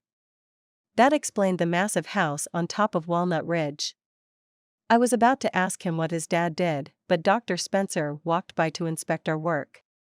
You know, if you cut out the chit-chat, you might get to step 4 like the rest of the class. Dr. Spencer was a tall, gray-haired man who took chemistry too seriously, if you asked me. He seemed to think the entire world revolved around his class, like we didn't have any other teachers who piled on the homework. His long-winded explanations of how we could apply the concepts behind the formulas were vague, and I always ended up feeling disconnected during his lectures. Hudson rolled his eyes, but turned to focus on the beaker filled with murky black liquid. Everyone else's is white. What did we do wrong? Maybe we had the heat too high. Or you added the vials in the wrong order, I suggested. Thinking about chemistry experiments hurt my head, and I was beginning to think it was much worse than cooking. At least after cooking a meal, I could have a nice dinner. What was the point of this? Sure, I knew chemistry had its place in the world, but sometimes it was hard to see the big picture. I checked my phone between classes to see if Isaac had texted me. No messages. I walked with Hannah and Evan to the cafeteria and sat beside her while Hudson and Evan had a long discussion about the best spots on Walnut Ridge for rock climbing. I would have joined in the conversation. I loved rock climbing and had been to almost every spot they'd mentioned. Michael and Preston had taken me dozens of times. But my eyes were glued to Isaac's table across the room. I missed him. He was sitting between two of his football buddies, but Aspen was only 2 seats down from him. She was sitting with Sydney Carter and the rest of the cheerleaders. At least, for the moment, she wasn't talking to Isaac. She was too busy staring at Will and Jesse with a look that could kill on the spot. Isaac looked so happy with his old friends. They were talking and laughing, and Isaac wore his trademark grin, the one that always made my knees feel like jelly. Only he wasn't smiling at me. He'd forgotten me already. It was like I was a freshman again, sitting alone. Sure, Shanice had sat with me, but she'd mostly talked to the other kids around us. So, I would eat my ham and cheese sandwich from my little brown bag and watch Isaac from afar. But why should it surprise me that today felt so much like old times? If it weren't for Hannah bringing me into Isaac's life, our social circles would be worlds apart. Hannah was the bridge between our two worlds, the catalyst that brought us together, and now she was drifting further and further from me. She was so obsessed with Evan that she barely even spoke to me anymore. Even if she didn't have a boyfriend, she wouldn't be allowed to hang out with me. Her mom was opposed to Mormons and had freaked out when she found Hannah holding a Book of Mormon one afternoon when the missionaries coincidentally showed up on her doorstep. Later, on my way to Primus, I followed Evan and Hannah into the chapel where we were meeting to rehearse Les Miserables again. I filed into the choir loft, which was considered the backstage area. Mr. Bird called for our attention. We will start out with In My Life and A Heart Full of Love, so I will need Michael, Aspen, Isaac, and Destiny center stage. Oh, man. I'd forgotten today was our first rehearsal in front of the entire choir. Don't hyperventilate. Don't you dare. I'd been so stressed about chemistry and all my drama with Isaac that I hadn't practiced Les Mis for the past 2 weeks. Great. Just watch me forget my words and make a complete fool of myself. How could I have forgotten? I'd been dreading this song since Mr. Bird had cast me as Eponine, and I was terrified of acting out my true feelings on stage. But then when Isaac didn't seem to care so much about his Cosette anymore, it didn't seem to matter. At that point it was just acting, but now that I'd seen that hug, I wasn't so sure. As I walked to the middle of the stage with one of the most awkward groupings of people I could imagine singing with, I told myself I was jumping to conclusions. It was just a hug. Isaac had promised that it meant nothing. She'd forced it on him. He couldn't help that, could he? Why did I have to be paranoid? The song began with Aspen singing alone. She sang about how confusing her life was, and then how Isaac's character, Marius, had walked into her life and they'd fallen in love quickly and unexpectedly. Gag.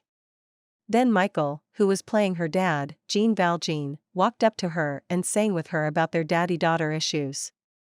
She wanted info from him about his mysterious past.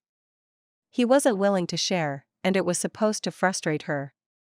I had to say, she was doing an amazing job looking irritated with him. Suddenly, Isaac walked to the center of the stage singing with such passion it took my breath away. But he was singing about her. Going on, spouting all this poetic garbage about how wonderful she was. And then he turned to me and thanked me for bringing him to her. Yeah. Like I'd ever do that.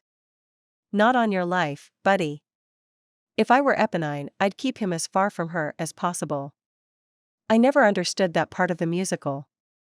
Why did Eponine help Marius find where Cosette lives? Did she truly have such unwavering, unselfish love for him she would help him get together with another woman just because she knows it would make him happy? Would I do that for Isaac if I thought it would improve his life? I couldn't think about it. And I had a good reason, too. It was my turn to sing. I sang of his words being daggers in me, and a lump formed in my throat. Never had those words been truer than they were at that moment. The next words were impossible to sing, but somehow, I did it. I sang of how amazing he was, and how if he'd ask me to be his, I would. And I meant every single word. For a few moments Isaac's voice joined with mine, but he was singing about how he wanted her. His voice sounded earnest, genuine. It wasn't like the practice at Aspen's house when we'd all sung it together for the first time. He'd been so guarded that day. No. Today his voice throbbed with emotion, and it sickened me. His performance was so stellar that I felt my face growing hot with embarrassment. It doesn't matter how in love Isaac and Aspen look as they sing to each other, it's just an act.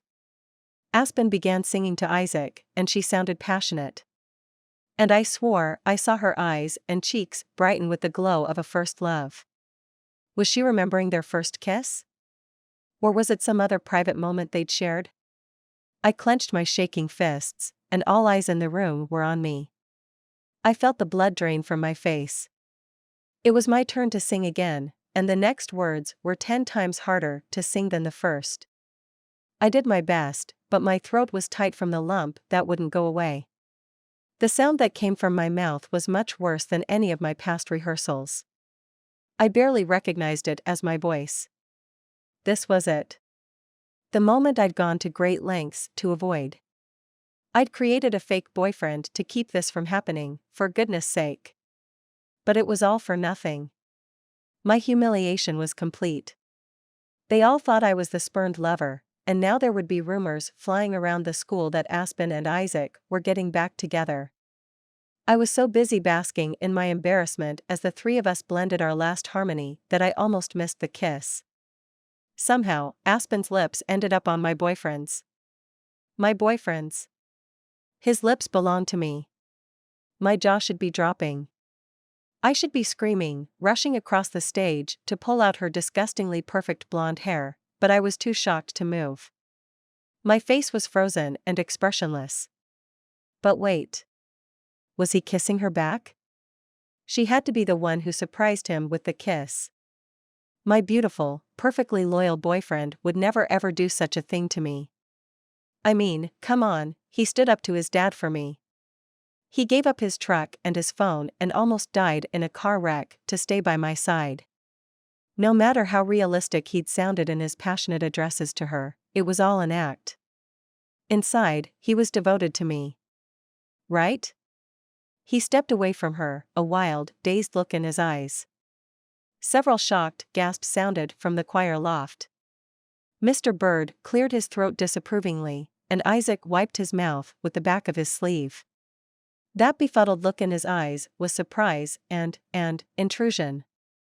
Yes. It had to be.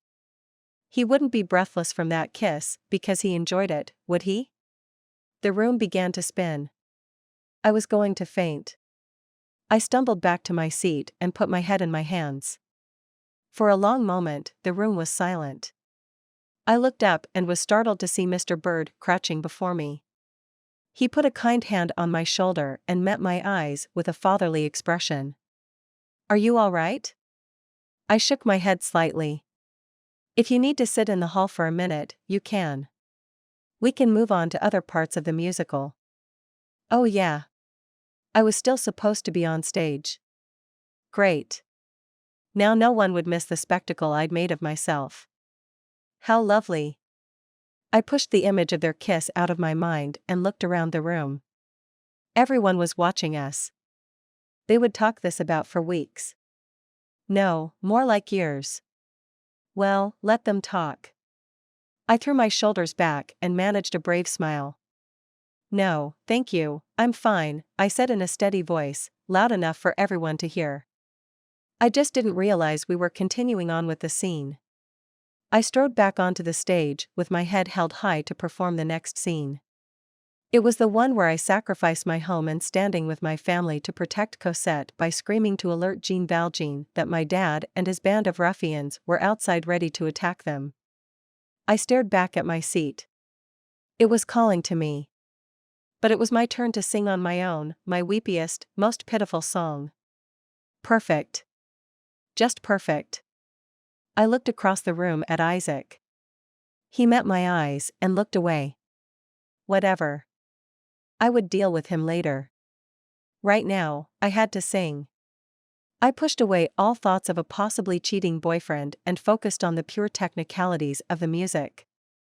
I ignored the words describing my unrequited love and instead focused on controlling my tone and supporting my notes with a firm diaphragm. Altogether, it wasn't too bad of a performance, but it was nowhere near as emotional as I usually sung it. As I walked off the stage and returned to my seat, I realized Isaac had moved over to where I'd been sitting. At first, I considered moving to a new seat, but then decided against it. Who cared whether people saw us together? I was desperate to know he still wanted to be near me. I needed to know that the kiss with Aspen had been revolting for him. That he'd wanted to shove her away but was too much of a gentleman to do it publicly. Just then, I had an interesting thought. What if the kiss was in the script? I'd never seen Aspen and Isaac perform their song on stage. Although I'd seen various performances of this song hundreds of times online, I'd never noticed whether there had been a kiss. Whenever I'd watched the videos online, I'd always been so busy focusing on my part and doing my best to ignore the chemistry between Marius and Cosette that I couldn't remember if there had been a kiss involved. Maybe I was blowing it all out of proportion, and it was something Isaac knew all along that he'd have to do but didn't want me to worry about. I wasn't sure whether I'd have wanted to know in advance or not. I sat on the pew next to Isaac. He took my hands in his and brought his forehead close to mine. "Destiny," he said in a low whisper. "I had no idea that would happen. Please forgive me." I pulled away, my eyebrows drawing together in confusion. Was he saying it was his idea? That he'd gotten carried away and moved in for the kiss? She was his ex, after all. He'd taken the breakup so hard. Maybe it was too much temptation for him. He shook his head.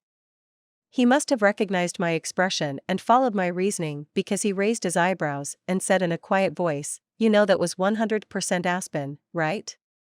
I felt my anger melting away. I wasn't sure, I whispered sheepishly. It had seemed like he was kissing her back for a moment. Maybe he was just surprised. Relief coursed through my veins. Why had I ever doubted him? Isaac had stood by my side through much worse than this. He'd deserved my trust. Chapter 12, Isaac. Isaac, Mr. Bird called out to me as the class period ended. Can I have a word with you? I turned around. I'd been halfway down the aisle leading to the exit of the sanctuary. Sure thing. I strode back to where he stood by the score stacked on the front pew where I sat with Aspen and Green during chapel. I glanced toward the exit to see if Destiny would wait for me, but she was gone. Hannah had swooped in on her when the class period had ended.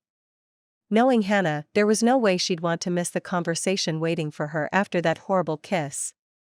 Aspen might have ruined everything for me this time. I was beginning to think it wasn't worth it to stay in the musical. She was messing with my head. She knew it, and she loved it. Maybe it was time for me to drop out. But it was my only valid excuse to see Destiny publicly these days, and I didn't want to give it up. Why did Dad have to be such a stubborn jerk about who I dated? Why couldn't I just date who I wanted without having to worry about being grounded and having my stuff taken away? Mr. Bird looked around the chapel. When the last student exited, he turned to me. Isaac. He crossed his arms, stood a little taller, and exhaled. I will be blunt with you. Okay? We have to get the drama straightened out in this choir. If we're going to pull this musical off, we have a tremendous amount of work to do. All this tension is sapping the energy out of our production. I'd hate to lose some of the best talent in this choir, but what happened just now was unacceptable. I don't know what's going on between you and Destiny and Aspen and Will, but this was the final straw for me. The four of you had better get it straightened out, or you will face not only losing your spots in the musical, but possibly also your spots in Primus. Whoa. I'd never heard such a stern speech come from his mouth. He was dead serious. Yes, sir. You have an amazing talent for influencing others. Use it to help everyone get along. You all have until the end of January to work it out or the musical won't be happening. Maybe I should explain. He gave me a tired look, but nodded. I suppose that could be helpful. I told him everything. I started with Will's plan to dig up dirt on the Mormons when we were at the retreat, and how he'd discovered that Hannah had made friends with the Mormon girl. Then I explained how I'd tried to execute that plan by seeking Destiny out to learn more about Mormons. Only, it hadn't worked. I'd only been attracted to her and intrigued by her beliefs. Then I filled him in about Will and Aspen making out in the car. I left out the part about them doing drugs. I figured, if I confided something like that, it would require him to report it, and that would only stir up more trouble. As I progressed through the story, his face was sober, and his arms remained folded. When I told him about how Destiny and I had found ourselves in a serious relationship, his face softened and he nodded at the familiar parts. I explained that Aspen had attacked us. She started with the Save Isaac prayer group. Then, when our parents found out we were dating, they began harassing us, too. He knew of that firsthand. Finally, I explained about Will cheating on Aspen with Jesse and my quest for peace and forgiveness. This was where the story got sticky. Ever since I spoke in chapel, Aspen's been throwing herself at me. She thinks Destiny and I aren't together anymore. Why would she think that? Mr. Bird asked, confused. Destiny and I decided it would be better for us to keep our relationship quiet. I don't think you should be dishonest, but it wouldn't hurt to be more private about your affection. I gave Destiny similar advice when you were in the hospital. You did? He nodded and then paused as though he were processing everything I'd just told him. So, now that Aspen thinks you're available, she's doing her best to patch things up? Pretty much. I don't want to sway you in either direction, but have you ever considered that your life would be much simpler if you rekindled things with her? Sure, I'd thought it to myself, but there was no way I was admitting it to Mr. Bird. Anyway, it was a terrible idea. I don't trust Aspen. Also, I think I've changed too much. I could never be happy with her now. Mr. Bird nodded. I thought you might say that. I think you're making the right choice. You do?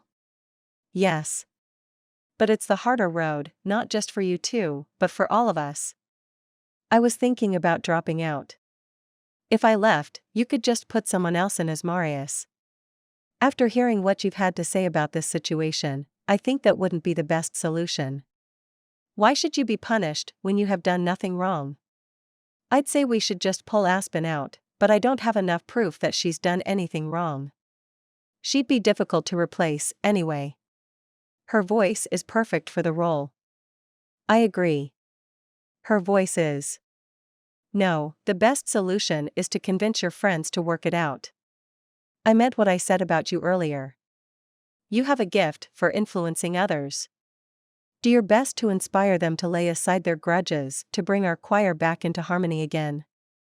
Chapter 13, Destiny. After the last bell, Isaac approached me in the hall. Hey, Destiny. I studied him.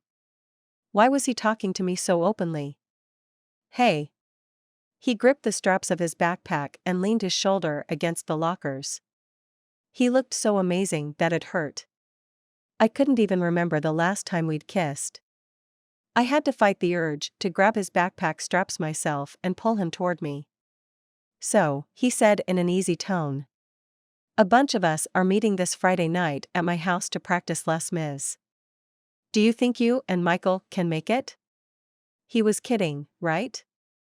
He wanted me to go to his house? It was like he was asking me to take a stroll through a pit of vipers for him. Just then, Will Green walked by, and Isaac called out, Hey, Green, you going to be there Friday? Yeah, I'll be there, he replied. What's going on? I asked. Isaac's brow arched as he threw a quick look over his shoulder like he was checking to see if Will was still back there. He turned back to me. Mr. Bird had a little talk with me today. He's not happy about all the unrehearsed drama. How is inviting us all to your house supposed to help? It sounds like you're trying to stir up drama, not fix it. An irritated expression flashed across his face, before being replaced by that same, composed look he'd had before. I think it'll be good for us. Trust me. They just need to get to know you better.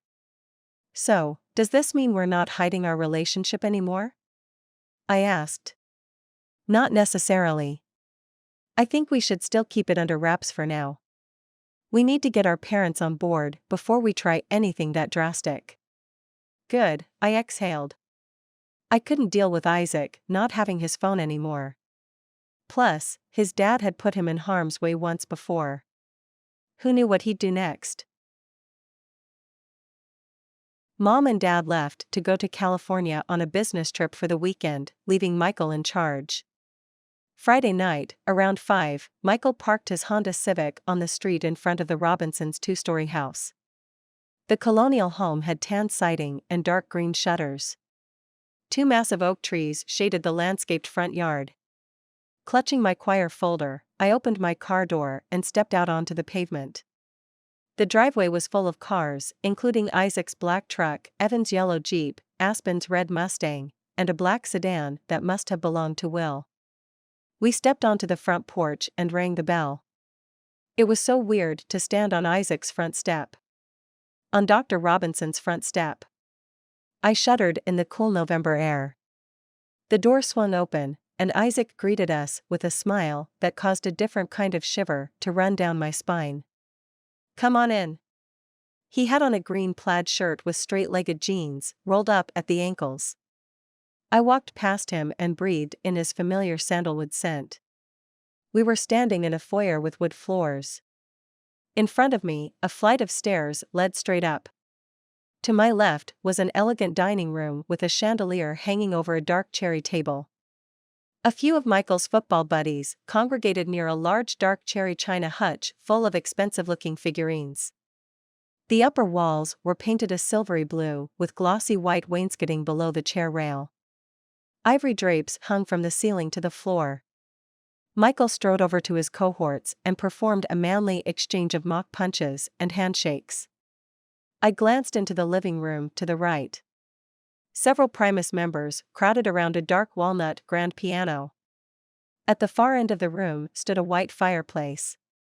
Above it was a painting of Dr. Robinson and his wife. Hannah and Evan were snuggled on a sofa beneath a huge framed picture of Isaac posing with a brilliant white smile. It was one of his senior portraits. I had a wallet-sized variation of it buried in the bottom of my sock drawer. Will was sitting at the piano, playing One Day More. Aspen and Sydney were standing around the piano chatting. Isaac walked into the center of the room, singing in a velvety voice that took my breath away. As it came closer to her part of the song, Aspen stepped closer to him, harmonizing with him in her incandescent soprano voice like it was crafted to blend with his. Although it was freezing outside, she wore a tiny white skirt with a gray tee and a military green canvas jacket that was almost as long as her skirt. Long silvery, chandelier earrings flashed from within her perfectly styled blonde waves. I looked down at my outfit. I had on jeans, boots, and a red V-neck sweater over a black long-sleeved shirt, attire that was more appropriate for the 40-degree weather outside, but forgettable compared to her trendy getup. Isaac stopped singing and turned around. He watched me like he wanted to say something but couldn't in front of the others in the room. "I like your house," I said. "Thanks." He'd said it simply, but his eyes spoke much more. In them I could see his desire for me to be accepted and comfortable here. He wanted me to come in and out of his home freely. It broke my heart that the only way I could be welcomed into my boyfriend's home was with a group of other people. "Oh," Aspen said in a triumphant tone. "Is this your first time here?" "Yes, Aspen. Unlike you, I'm not welcome in his home." What was I even doing? I didn't know what Isaac was trying to accomplish, but so far, it wasn't working at all. "Get a life, Aspen," Hannah said from the couch. Her long brown hair was curled into waves similar to Aspen's hairstyle. "What's your problem? Why do you always have to butt into Destiny's life and say something snotty?" "Hannah," Isaac said. "There's no need to be rude." He was defending Aspen? Seriously? She was the one stirring up the trouble. "No," Hannah said. "She's the one being rude." But Isaac didn't seem to hear her. His back was turned to her, and he called out to the people in the dining room, "Hey, guys, listen up. Can everyone come in here for a minute? I think we're ready to get started." The chatter died down as Michael and a few others came in from the dining room. Hannah and Evan joined the group gathered around the piano. Isaac clasped his hands together just like he always did when he went into presidential mode. "I want to thank y'all for coming tonight. I know we've had some issues, but we don't have time for drama." Sydney and Aspen exchanged a look, and Sydney rolled her eyes and snickered. Isaac looked over at them, and when their expressions sobered, he continued, "Mr. Bird informed me this week that if we can't pull this musical off by the end of January, he will cancel it." One of the football players swore softly behind me. Aspen kept her face neutral, but I could see fear in her eyes. Will had his eyes trained on the music in front of him as though it was suddenly important for him to study it carefully. Hannah looked so furious, I wouldn't have been surprised if she'd ripped up her sheet music in frustration. But that won't happen. I know you all want this musical to work just as much as I do. So, let's put our differences aside and pull together to make the most of the time we have tonight. Seriously, Evan said to Michael behind me, and I heard Michael grunt in agreement. "Let's get started with One Day More, since pretty much everyone's in that song, and then we'll go from there." And yet again, I had to listen to Isaac and Aspen proclaim their love for each other while I sang on the sidelines about my rejection. Hannah gave me a sympathetic look. She'd been so nice the other day after I'd seen Isaac kissing Aspen. He'd sworn up and down that it wasn't his idea.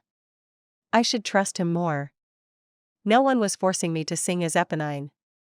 Mr. Bird had even given me the opportunity to back out, but I had committed to stay, no matter how hard it might be.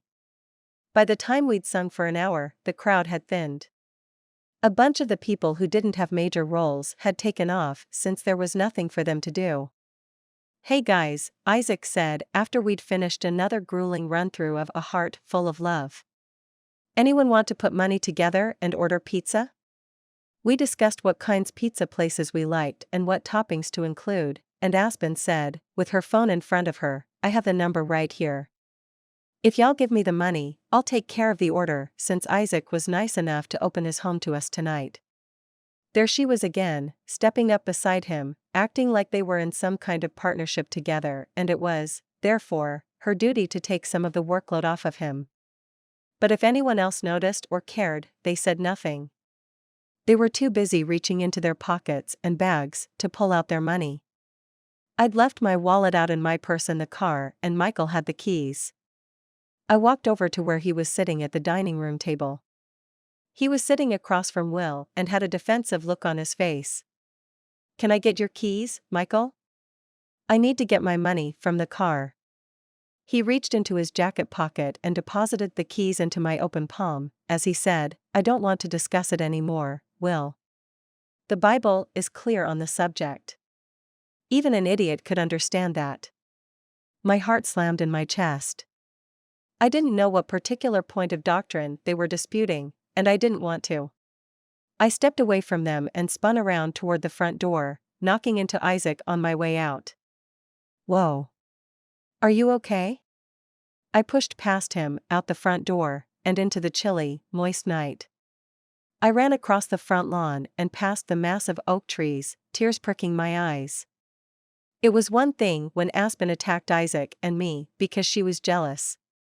Or when Dr. Robinson was concerned that I would convert his niece or his son.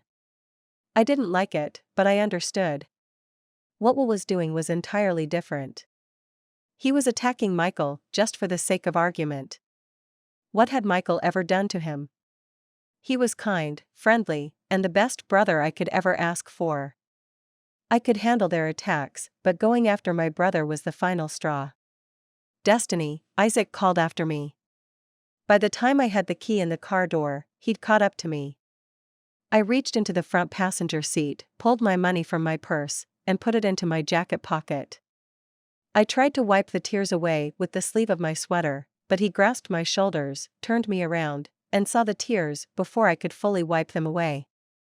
Hey, he whispered, wiping them for me with the sleeve of his Abercrombie shirt. He smelled so good. What's going on? Did you hear Will in there? What did Michael ever do to him? I can't take it anymore. I slammed the door and leaned against the side of the car, pulling my jacket tighter to block the wind. He leaned on the car next to me and wrapped an arm around my shoulder, reeling me close to his warm body. I breathed in his sandalwood cologne and let out a breath, releasing the tension coiled within me. I wrapped my arms around him. Beneath his green plaid shirt, I could feel the hard muscles of his torso. How did I ever end up with him, anyway? I thought back to homecoming when Jesse had told me that eventually Isaac would tire of me and dump me like a bag of garbage. Was that what he'd been doing, bit by bit? Was he getting tired of me?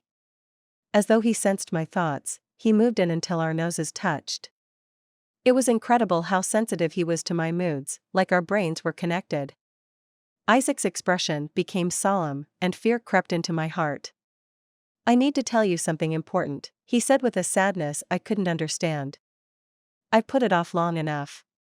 His eyes lit up like something had occurred to him. But first, I have to do this. He leaned forward and kissed me slowly, gently. I memorized the feel of his lips on mine, the way his arms wrapped around me protectively. I wanted to freeze this moment in time forever. Then the kiss changed. His tenderness became something reckless and yearning. He kissed me desperately, like it was our last, and he had to squeeze every emotion he'd ever wanted to show me into that one kiss.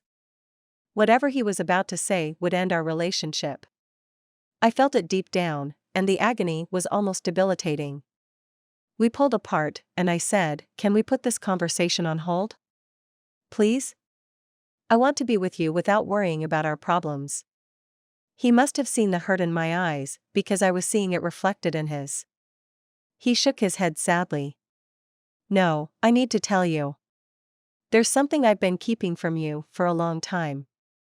I wanted to tell you, but it never seemed like the right time. As his words sunk into me, a dizzying fear clutched my heart. Had he kissed Aspen again? Like, outside the musical? I'd seen so many signs over the past week. The hug. The tiny moment when it had seemed like he'd been kissing her back on stage. His campaign for everyone to get along. He should be pushing her away, not trying to forgive her. He was going to break up with me. I could just feel it. But a small voice in the back of my head asked, if he wanted Aspen, why would he kiss me like that? It didn't add up. Just then a set of headlights turned the corner, and the car began slowing. It pulled up behind Michael's car, and Isaac's back went rigid beneath my embrace, and his next words scared me more than whatever he'd been about to say. "That's my dad." The headlights turned off, and it left us in darkness. Then Isaac was tugging my hand, pulling me back into the house. Chapter 14, Isaac. I swung the front door open, cringing at the scene before me.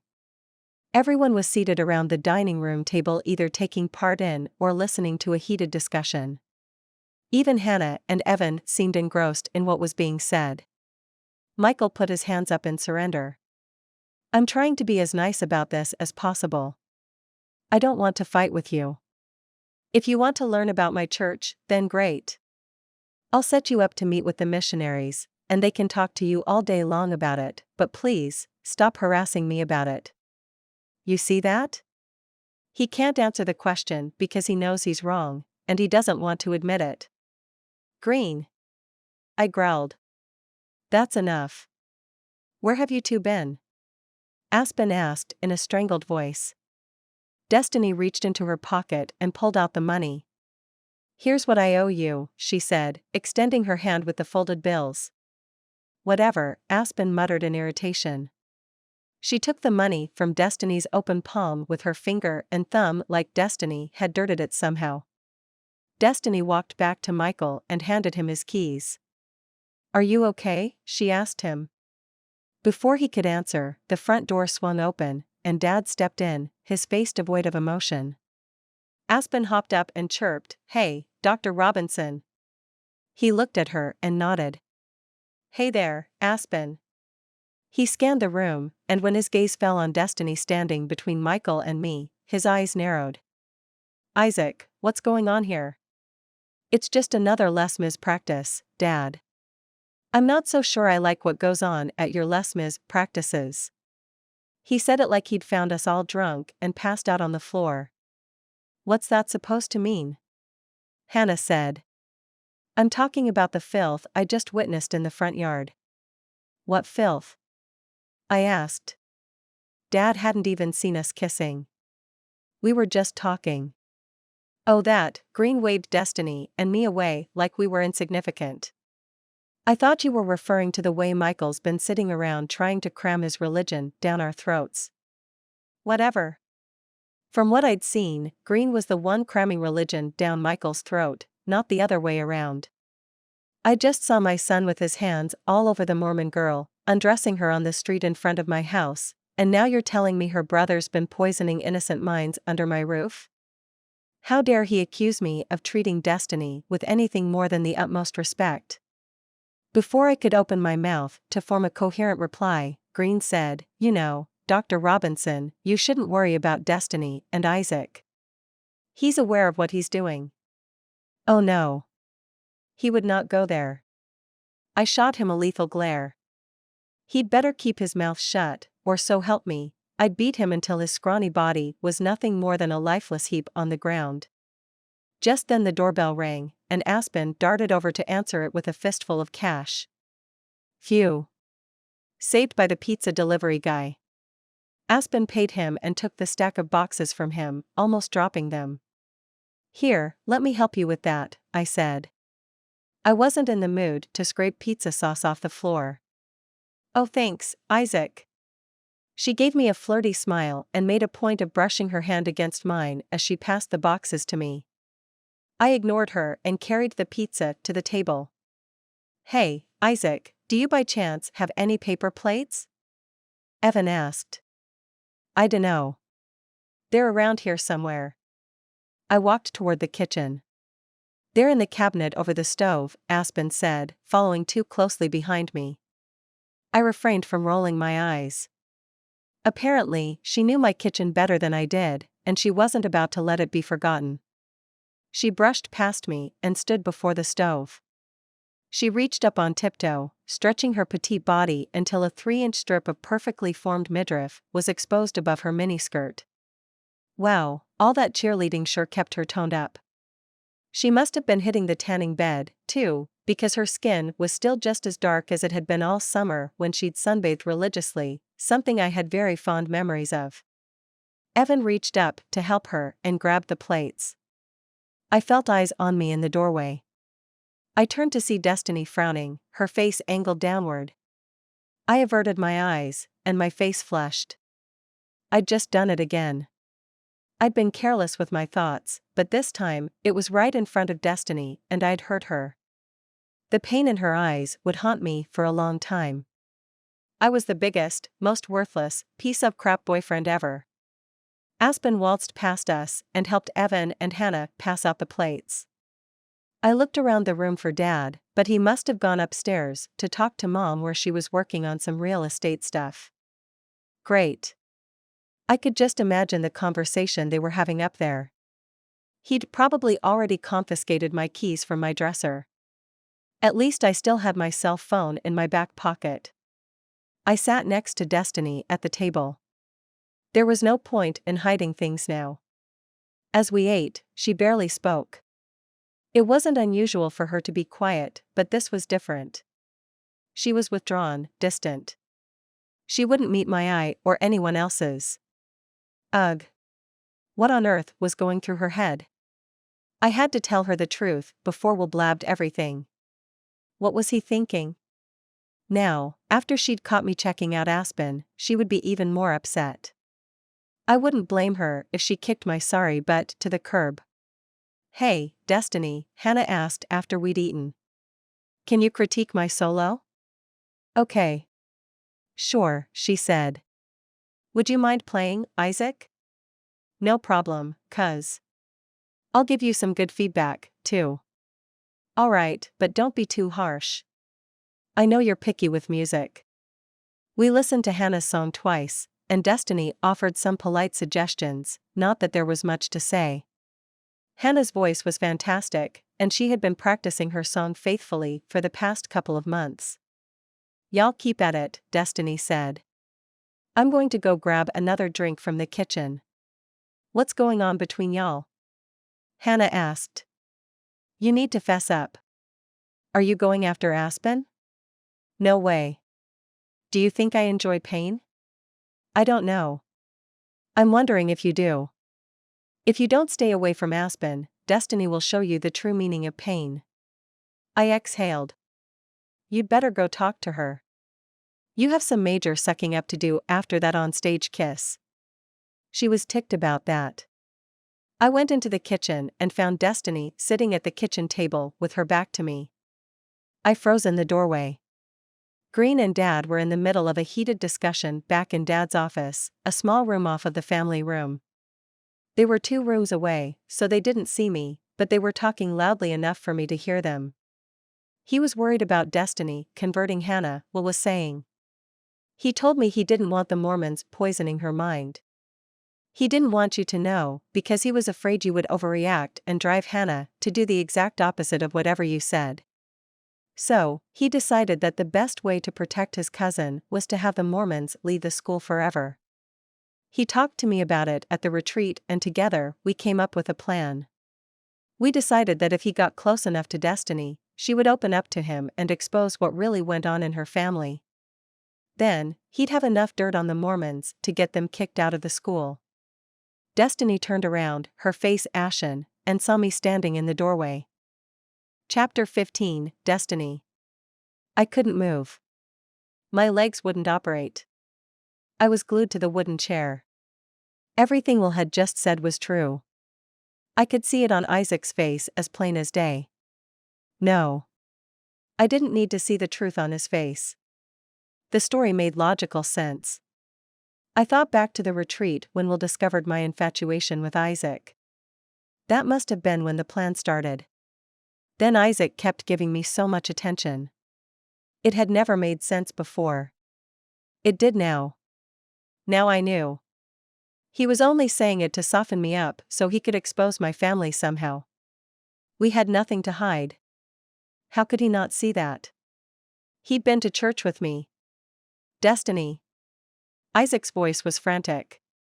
Dr. Robinson's voice boomed from the other room. I agree now more than ever that the Mormons need to leave the school. Isaac's eyes flicked to the office, and a tortured look came over his face. But this isn't the way to go about it. Dr. Robinson paused as if deep in thought. I'll come up with something.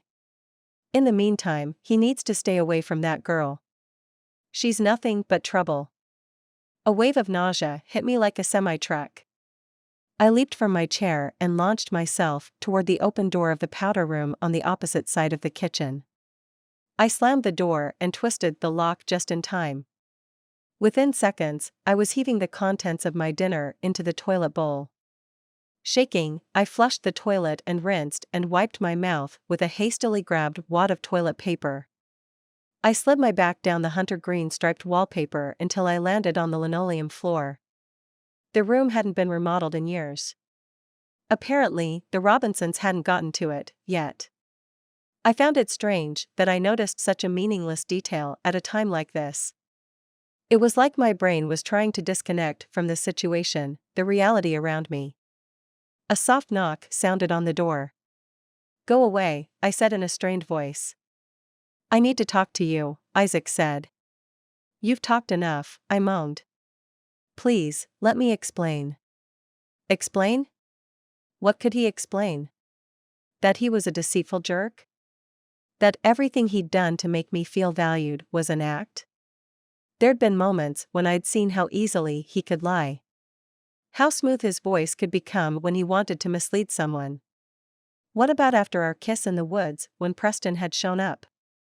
Don't think about the kiss. Don't. I'd given him my entire heart, beating and achingly vulnerable, and he'd been slowly smashing it all along. A wrenching sob shook my body before I could stop or control it, and I fought to keep it silent. I couldn't let Isaac know how badly he'd hurt me. Ever. I would just tell him I'd had food poisoning from the pizza. And then, I'd tell him to stay away from me. Forever. I stood up and checked my appearance in the mirror. My hair was braided in a side braid that was looking thrashed and not in a casual, trendy way. I wiped the mascara that had been smudged and rebraided my hair. I took a deep breath and opened the door to find Hannah sitting at the kitchen table. She rushed to me and threw her arms around me. Destiny, are you okay? Yeah, I said, smiling weakly. Just a little food poisoning. Hannah raised her eyebrows. No one else was puking their guts up, and they'd all eaten the same pizza I had. Upon hearing my voice, Isaac shot into the room, panic written all over his face. Destiny, we need to talk. Nah, I'm good. My voice was cold and detached. I have nothing to say to you. I pushed past him and slammed my shoulder into his muscled arm. I twisted away. Just touching him was so painful I felt like someone was ripping into my gut with a barbecue fork. He grabbed my arm and turned me to face him. Wait. Take your hand off me. You don't get to ever touch me again. He flinched like my words had hit his face like acid. You'd better do what she says, Michael said. He'd just come in from the living room where he'd been sitting on the couch talking to Evan. Isaac looked from Michael to me. He dropped his hand and stepped away from me in defeat. The look on his face was one of unfathomable guilt. Michael, can you please take me home now? I hardly recognized my voice. He wrapped his arm around me defensively. He looked over his shoulder toward Isaac. I couldn't see his expression, but I could imagine the accusation Isaac saw there. He helped me down the steps and out to the car. I just want to go home, I said as I stared out the window of the car. I felt Michael's gaze when we came to a stoplight. I glanced over, and worry was etched deeply into his face. What did he do to you? Michael asked as he put the car into park in our driveway. Can you tell me? Because you're kind of freaking me out. I stared out the window. Did he rape you? No. Gosh, I said, snapping out of it a little. Michael let out a heavy sigh. Well, the way you're acting. He was only dating me to dig up dirt on our family because we're Mormons. I spoke like a robot processing information with detached logic. What? That's crazy. Are you sure? Ask him yourself. He didn't deny it. Michael sat in stunned silence. I need to get out of here. I opened the door. I need to go somewhere to be alone. I started walking toward the woods. Are you sure you should be alone? It's dark and cold out there. I don't care about the cold. At least tell me where you're going. Michael said. Worry crept back into his eyes. I'll be at my hammock spot, I said, and then my face crumpled as I remembered our first kiss there. No, actually. I won't. What's wrong with your hammock spot? Michael paused, and in the dim light inside his car, I could see the wheels turning in his head. You know what? Don't answer that question. I don't want to know. Why don't you just go hang out at the treehouse? You never go there anymore. It's private, and you can cry your eyes out all you want. I nodded and stumbled through the darkness, tears flowing like I had given them permission to come. My feet slogged through leaves, wet from yesterday's rain. At least it wasn't raining now. But it was cold. I pulled my jacket tighter around myself. When I made it to the treehouse, I climbed the steps Dad had built when I was younger and pushed open the plywood door with a creak. I threw myself onto the army cot we kept up there for campouts and allowed my body to convulse with the sobs I'd been holding back for the past half hour. Chapter 16, Isaac. I deserved it. I deserved all of it. I couldn't blame her. Her reaction was mild compared to what mine would have been if I'd been in her place. I'd broken her trust, and if she never forgave me, well, it would feel like a freight train slamming into me, but I'd understand. Well, shoot, it already felt like a freight train slamming into me. I stood at the dining room window and watched her get in the car with Michael. He opened the door for her and helped her in like she was as fragile as a cracked china doll and would shatter at any moment. I did that to her. I caused her the deepest pain imaginable. She was trying to hide it, but I didn't miss the way her lip had quivered, how pale her face had been. What are you still doing here, you idiot? Hannah scolded. Go after her. I considered the idea. Michael had looked like he wanted to kill me. I wasn't sure whether he could take me in a fight. I'd seen him knock down plenty of guys on the football field. But then again, so had I. Not that it mattered. I wouldn't even fight back. I didn't care if Michael beat me senseless. I was so numb that it would feel nice to have someone punch me in the jaw. At least I would feel something. Listen to me, Isaac. Hannah insisted. You can't let her think you really did that crap. That's the thing, Hannah, I said as I stared into the dark. I did do it. She recoiled from me. What? She murmured. You don't mean that, do you? I hate to say it, but yeah. You slimy piece of shiz. Shiz? She sounded like Destiny now. I did it to protect you. I didn't need protecting. I'm a big girl. I can take care of myself. I didn't know better back then. So that first day you showed up at my house to help her practice to get into Primus, that was all staged. Do you really want to know? Her hand flew out of nowhere and hit me across the cheek with a loud smack. You dog, she spat. How could you? She trusted you.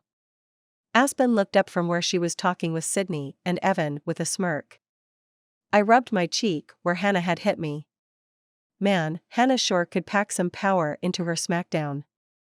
That shiz stung. Great. Now I was using the stupid word.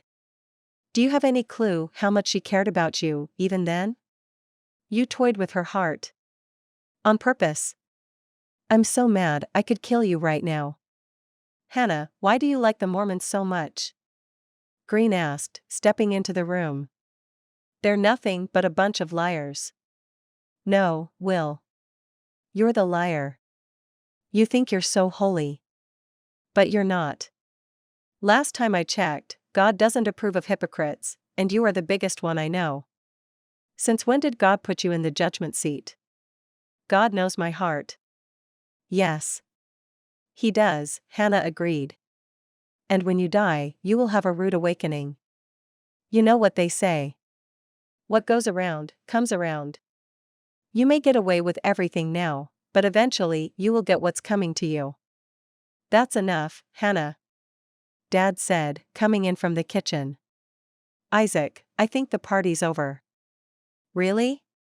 Aspen said. I thought it was just getting started. I ignored her and nodded at Dad.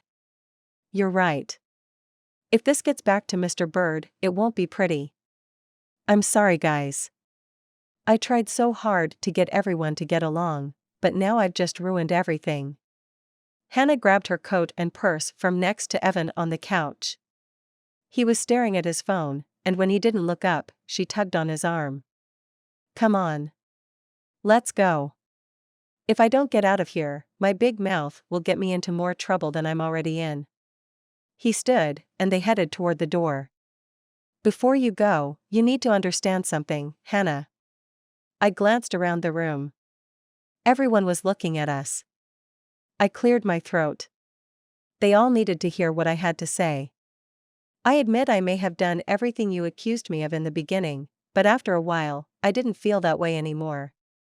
Somewhere along the way, her religion stopped mattering so much. They're not bad people. I've been to church with Destiny and Michael. It's a nice place. Heck, I may just go again. Robinson, you're crazy, Will said. See, Aspen? I told you they'd gotten to him. He looked back to me. She wouldn't believe me.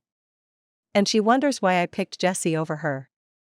The entire time we were together, all Aspen would talk about was you. She kept thinking she could save you, but she was wasting her time. You're just as far gone as Michael. Why even bother? Because he's my son. And last time I checked, he was your best friend, Will. I snorted. Dad, Will's not my best friend. He's not even my friend at all. That's a little harsh, Robinson, Green said. Don't act like you don't know what I'm talking about. What kind of friend rips his best friend's girlfriend away from him? You knew how much I loved Aspen. Hannah glared at me. From the corner of my eye, I saw a flutter of movement and I glanced over. Aspen had thrown a hand to her chest, and the mask she usually wore had fallen away for a moment. Beneath it was raw, fragile emotion. My face burned. Oh crap. Why was I saying this in front of her? I had zero intention of rekindling things with her, no matter what happened with Destiny. I'd given her a false hope that I'd only have to crush later.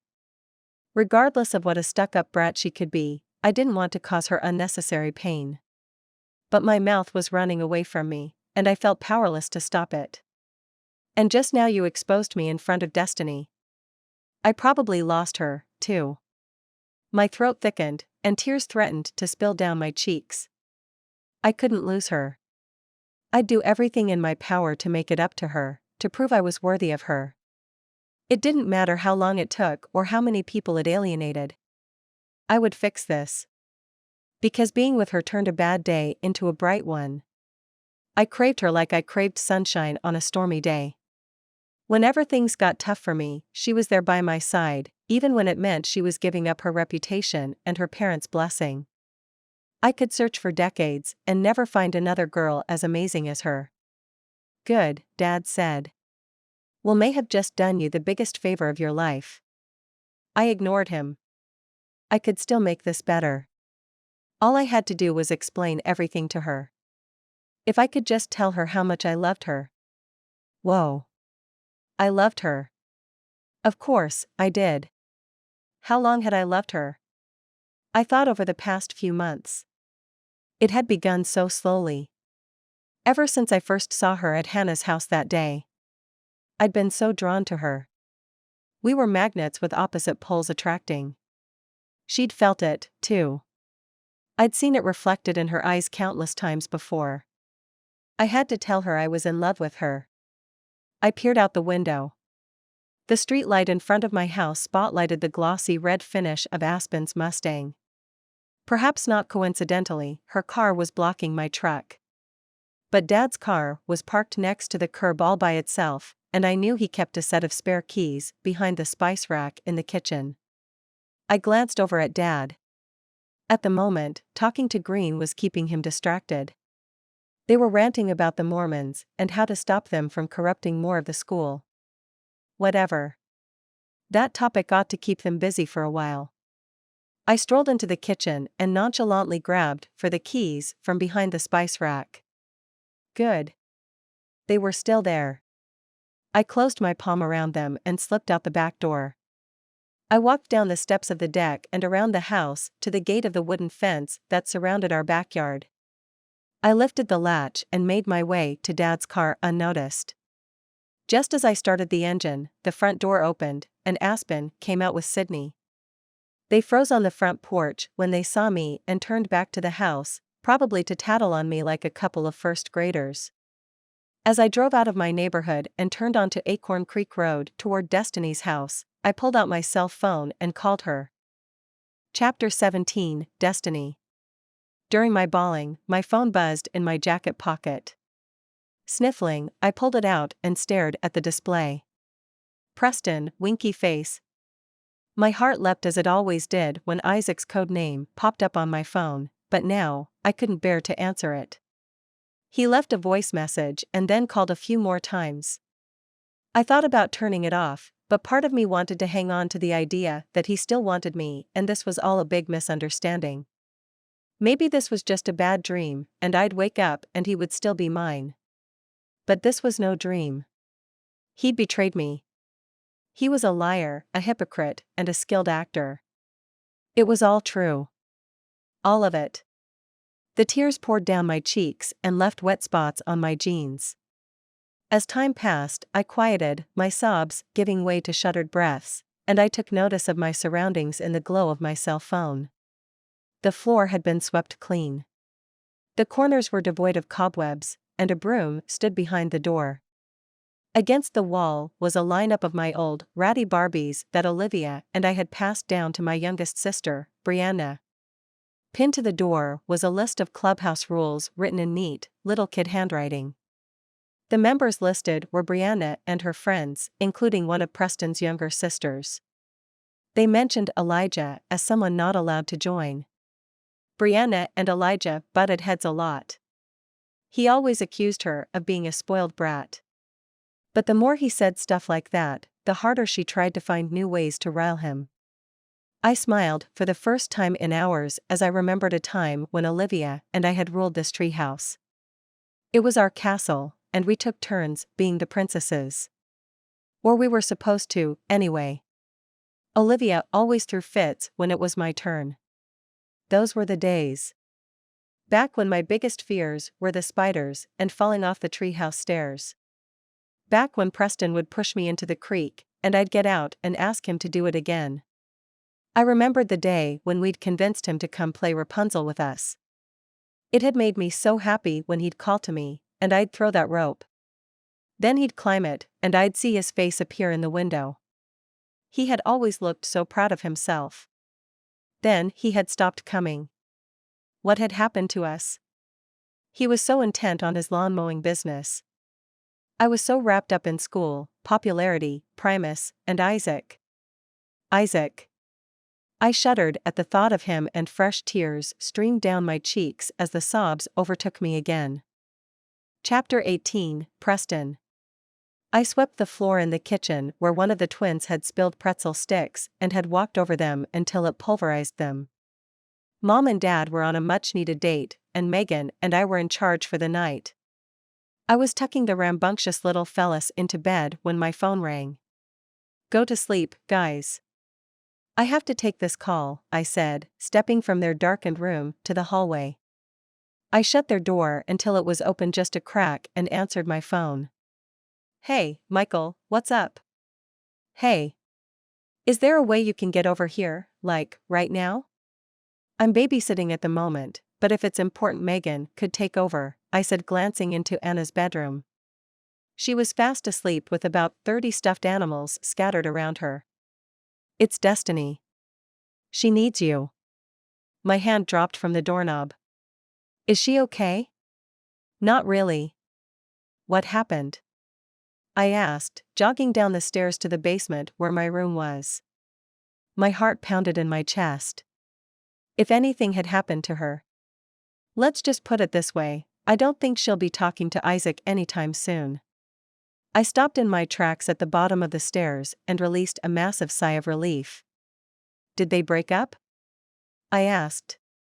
Megan and Brenly were on the couch watching some girly movie in the family room as I turned the corner. I scooped my keys from my dresser and shoved them into my back pocket. Megan and Brenly stared at me, wide-eyed at the mention of a breakup, and began whispering.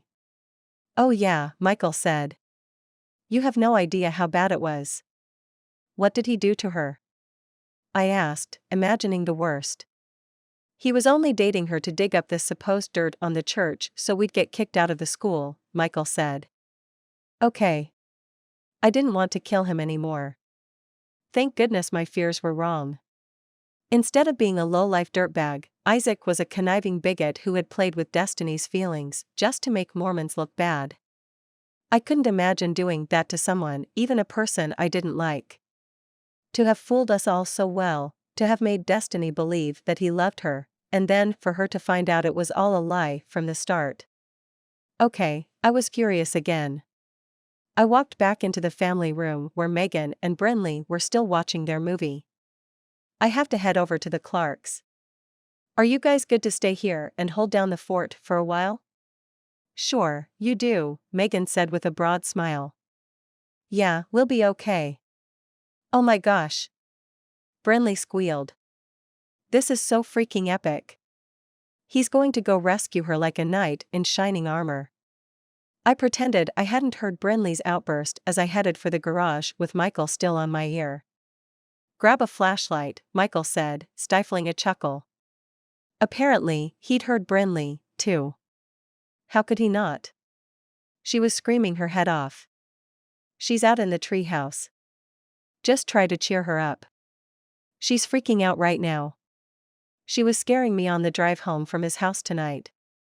I grabbed my electronic lantern from one of the shelves where we kept our camping gear, clipped a carabiner to my belt, and left through the garage door to where my old white truck was parked in the driveway. I shut the garage door after me with a keypad mounted on the outside of the house to make sure the kids would be safe while I was gone. I'd never driven so fast to the Clark's house. All I could think of was how she was hurting, and how I had to cheer her up. I had no way of knowing if it would work, but I had an idea. When I got to her house, I parked the truck at the edge of the woods and sprinted to the treehouse. This was it. Maybe, just maybe, if I didn't screw it up, I could have a chance with her. Hope swelled in my heart, and an involuntary smile spread across my face as I approached the treehouse. But then, when I got as far as the bonfire spot, the sound of soft, pitiful sobs reached my ears. My smile disappeared, and for a moment I wasn't sure what to do.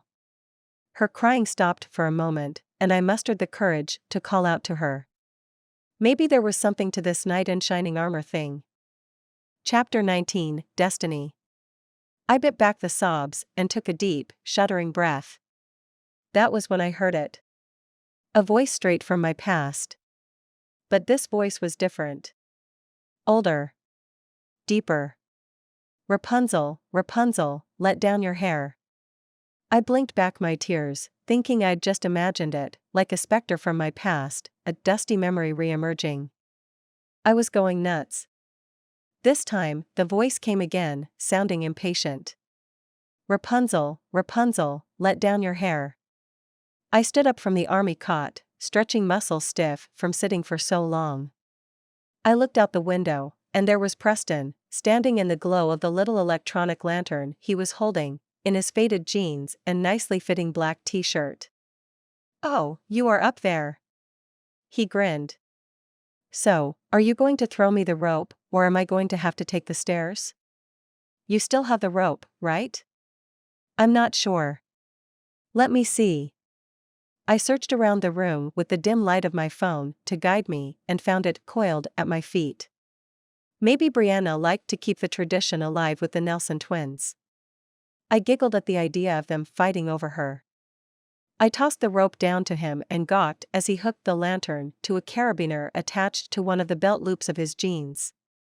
Then he climbed up with ease, hand over hand, his muscles rippling beneath his black t-shirt. He grasped the bottom of the window, and I took 2 steps back. I stood awestruck as he pushed himself up and over the wall without difficulty. The light from the lantern filled the room with a soft glow. "Hey," he said, beaming, dusting his hands off on his jeans.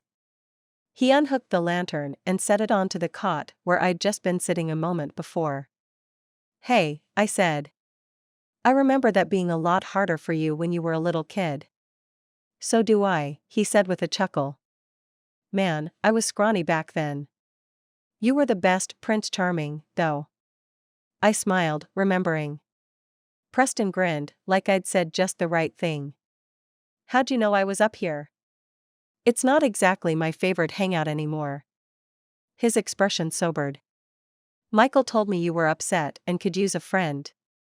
The fact that Michael just told his best friend to go find his sister alone and vulnerable in a dark treehouse spoke volumes of the respect and trust he had for Preston. But that trust was something I understood. He sunk down onto the cot and leaned back against the plywood wall behind him. He slapped a hand onto the seat beside him. "Sit. Tell me what's going on." I eyed the empty spot next to him warily. I wasn't ready to get into another relationship. He was nuts.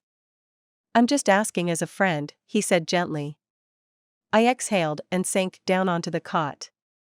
I started with the beginning and told him everything, sparing hardly any details, but I didn't miss the way he cringed when I told him about the times Isaac and I had kissed. "Just as a friend." "Yeah, right. I didn't mind though. It was nice to have someone to talk to. Somehow, I just felt like opening up to him. But when I got to the hard parts, my voice became thick and strangled, and the sobs took over." "It's okay. You don't have to talk about it if you're not ready." "No. I want to tell you. I think it'll help." So I did. Somehow, the words poured from me. Preston put an arm around my shoulders, and I huddled close to his chest, my body convulsing with grief. As I continued talking, he stroked my hair, not saying anything. Just being there, stalwart and strong. It would have been one thing if he'd just wanted to go back to his girlfriend. I could understand that. I thought it was coming anyway. Could Isaac have really been faking all of his sadness over Aspen? Was her relationship with Will all just a ploy, a part of their master plan? I gripped handfuls of Preston's black t-shirt and buried my face into his chest. Why? Why was I so dumb? We'd had so many amazing moments together. I ached for him. To feel his arms around me. To tell me he loved me. We'd never progressed that far in our relationship. Was it because lying to me about being in love was where he'd decided to draw the line? I realized it with a jolt, even as Preston wrapped his arms around me, that I'd been very much in love with Isaac. And although the thought wasn't recognized in my mind, I'd given him my heart, all the same. Had he been able to sense that? Regardless of what he'd understood about my feelings for him, he never should have toyed with my heart the way he did. It was unforgivable. Every stolen moment we'd had was an excuse to get me to open up more about my church so he could exploit it. But each second with him had been precious to me. I missed him. More than anything, I needed to feel his arms around me again, telling me it was all a misunderstanding, that Will was a big liar. But I knew better. If a genie appeared before me, I would wish for his betrayal to be erased from my mind so I could still be with him in ignorant bliss. Everything would go back to normal and this pain in my chest would be gone. My scattered emotions wove themselves around each other, growing from a few errant threads of thought into a tangled mess, snagging tighter and tighter until I was ready to explode. I wailed, and Preston grabbed me by the shoulders, pulled me back, and said, "Destiny, stop." But I couldn't. The tears kept coming. Living without Isaac was like being held underwater and being told to breathe. I would take water into my lungs, and it would burn. And everything would grow dimmer until it became black. Preston shook my shoulders, jarring me from my despair. "Look at me, Destiny." I cracked open my eyes and peered into his trustworthy green ones. They were so full of concern. "He's not worth your tears. Do you hear me?" I stared back at him. Not worth my tears? Did he have any clue what Isaac meant to me? Don't let him hurt you worse than he already has. It will be hard for a long time, but you will survive this. How can you know that? What did he know about getting his heart ripped out? He'd never even had a girlfriend. A corner of Preston's mouth quirked up. Because the Destiny Clark I know is a fighter. I sniffled. I'm not feeling it at the moment. Just wait and see. You'll get through it. You're an amazing, strong girl. I almost laughed off his praise. But the fierce look he held in his green eyes stopped the strange combination of half-sob, half-giggle in my throat. What did he see in me I couldn't see for myself? Chapter 20, Isaac. Destiny's phone went to voicemail for the 4th time. I bit back a curse. I rarely swore, but her not answering her phone almost warranted it. Apprehension dropped into the bottom of my gut as I turned into her driveway. The headlights of Dad's car created strange shadows in the trees. Dad would be so furious when I got home. He was more protective of his car than I was of my truck. The guy was OCD about it. He always kept it spotless. He wouldn't even let anyone unwrap a burger in his car. The thought that I'd stolen it to go see Destiny would torture him. I hoped Sydney and Aspen had told him. The thought that I was on Mormon soil, romancing a Mormon girl with his car would drive him nuts. He was probably picturing me making out in the back seat with Destiny right now. After the way he'd taken my truck, I didn't feel even an ounce of guilt. Who knew how long it would be before I saw my truck? I wouldn't even put it past him to sell it at this point. Did it matter? I would be 18 in 2 weeks. Even if Aunt Bethany fired me, I could find another job somewhere else. I thought about living in a small apartment somewhere with a crappy job at a fast food joint and cringed. Okay, maybe I needed to graduate so I could get into a good school, but after that, I'd be out of there so fast he wouldn't know what hit him. If it weren't for Destiny, I'd pick a school on the other side of the country. No one in California would care who I dated. I pulled up to Destiny's house and turned off the engine. The lights were on in the formal living room, and I could hear music playing. The house sat up on a hill, with a long sidewalk curved from the garage up to the front door. This was a lot more intimidating than I'd imagined. What was I expecting coming here? Did I think I would be welcomed inside? I'd probably find myself face to face with her dad, and I already knew firsthand how much he liked me. He used to like me, though. When I was little, he taught my Sunday school class at Bethel Baptist Church. Couldn't he learn to like me again in time? After he forgave me for breaking his daughter's heart, of course. I took a deep breath that was shakier than I would have liked as I faced the heavy wood door. I could still hear the music coming from the living room, but now I recognized it as a piano. Whoever was playing was fantastic. I knocked on the door, but the music continued. I knocked again, and nothing happened. I walked to the French doors that lined the porch. They led to the large family room, and the light poured out onto the cement of the front porch floor. I peered inside. Michael was sitting on the couch with an old Nintendo controller playing a Zelda game from 15 years ago. Destiny wasn't kidding about them being behind on technology. How weird. They had this gigantic house, but they lived modestly inside. It was so different from Hannah's house where they had everything name brand and top of the line. Even at my house, we at least had the newest Xbox. But there was something so wholesome about her family's lifestyle. Although I wouldn't want to live without my iPhone or flat-screen TV, I could respect the way they lived. The piano playing stopped, and Olivia came into the room. I was hoping to catch Destiny alone. Where was she anyway? I might as well find out. I tapped on the glass of the French door I'd been peering through, and Michael's head turned in my direction. Olivia came over to open it, but he waved her back. He squinted in my direction as though he couldn't see my face in the shadows. He reached out and flipped a switch, flooding the porch with light. His face darkened as he twisted the deadlock and opened the door. "Who's out there?" Olivia asked from over his shoulder. Was it just me, or did she seem kind of apprehensive? Maybe it was freaky for her to live in the woods, but I didn't see why. Mansions surrounded their house, each with their own long driveways and acreage. Michael cracked the door open wider, and she stepped closer and said, "Oh. It's only him." Michael stared at me, long and hard, his face stony. Talk about intimidating. At 6'4", he stood a good 2 inches taller than me, not to mention the fact that I stood a step down from him on the porch. "What are you doing here?" he asked. Was it just my imagination, or did his voice seem deeper than the last time I'd talked to him? The way he was looking at me, I half expected him to pull a shotgun out. At the very least a handgun from a holster hidden behind his back. "I need to talk to Destiny." "Is she here?" He stared for another long moment. "Yeah. That's not happening. You don't understand." "Oh, I understand, all right.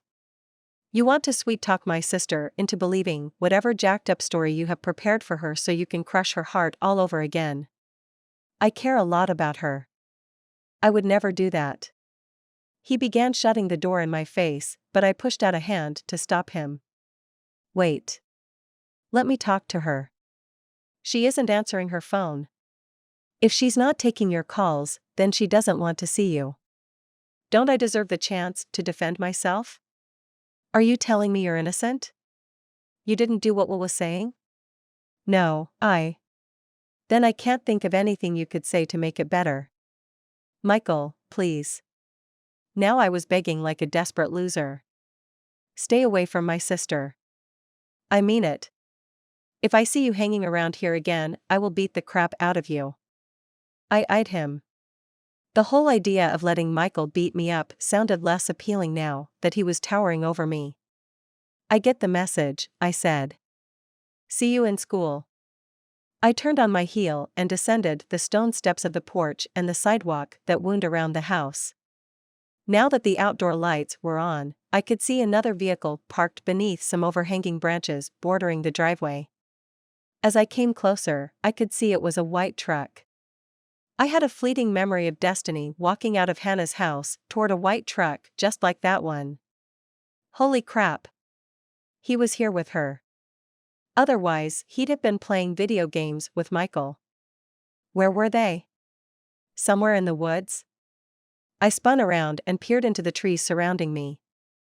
Thank you for listening to a smarter version of me. Book 4 of the Destiny Clark Saga. Written by Cindy Ray Hale. Text copyright 2019 by Cindy Ray Hale. Production copyright 2023 by Cindy Ray Hale.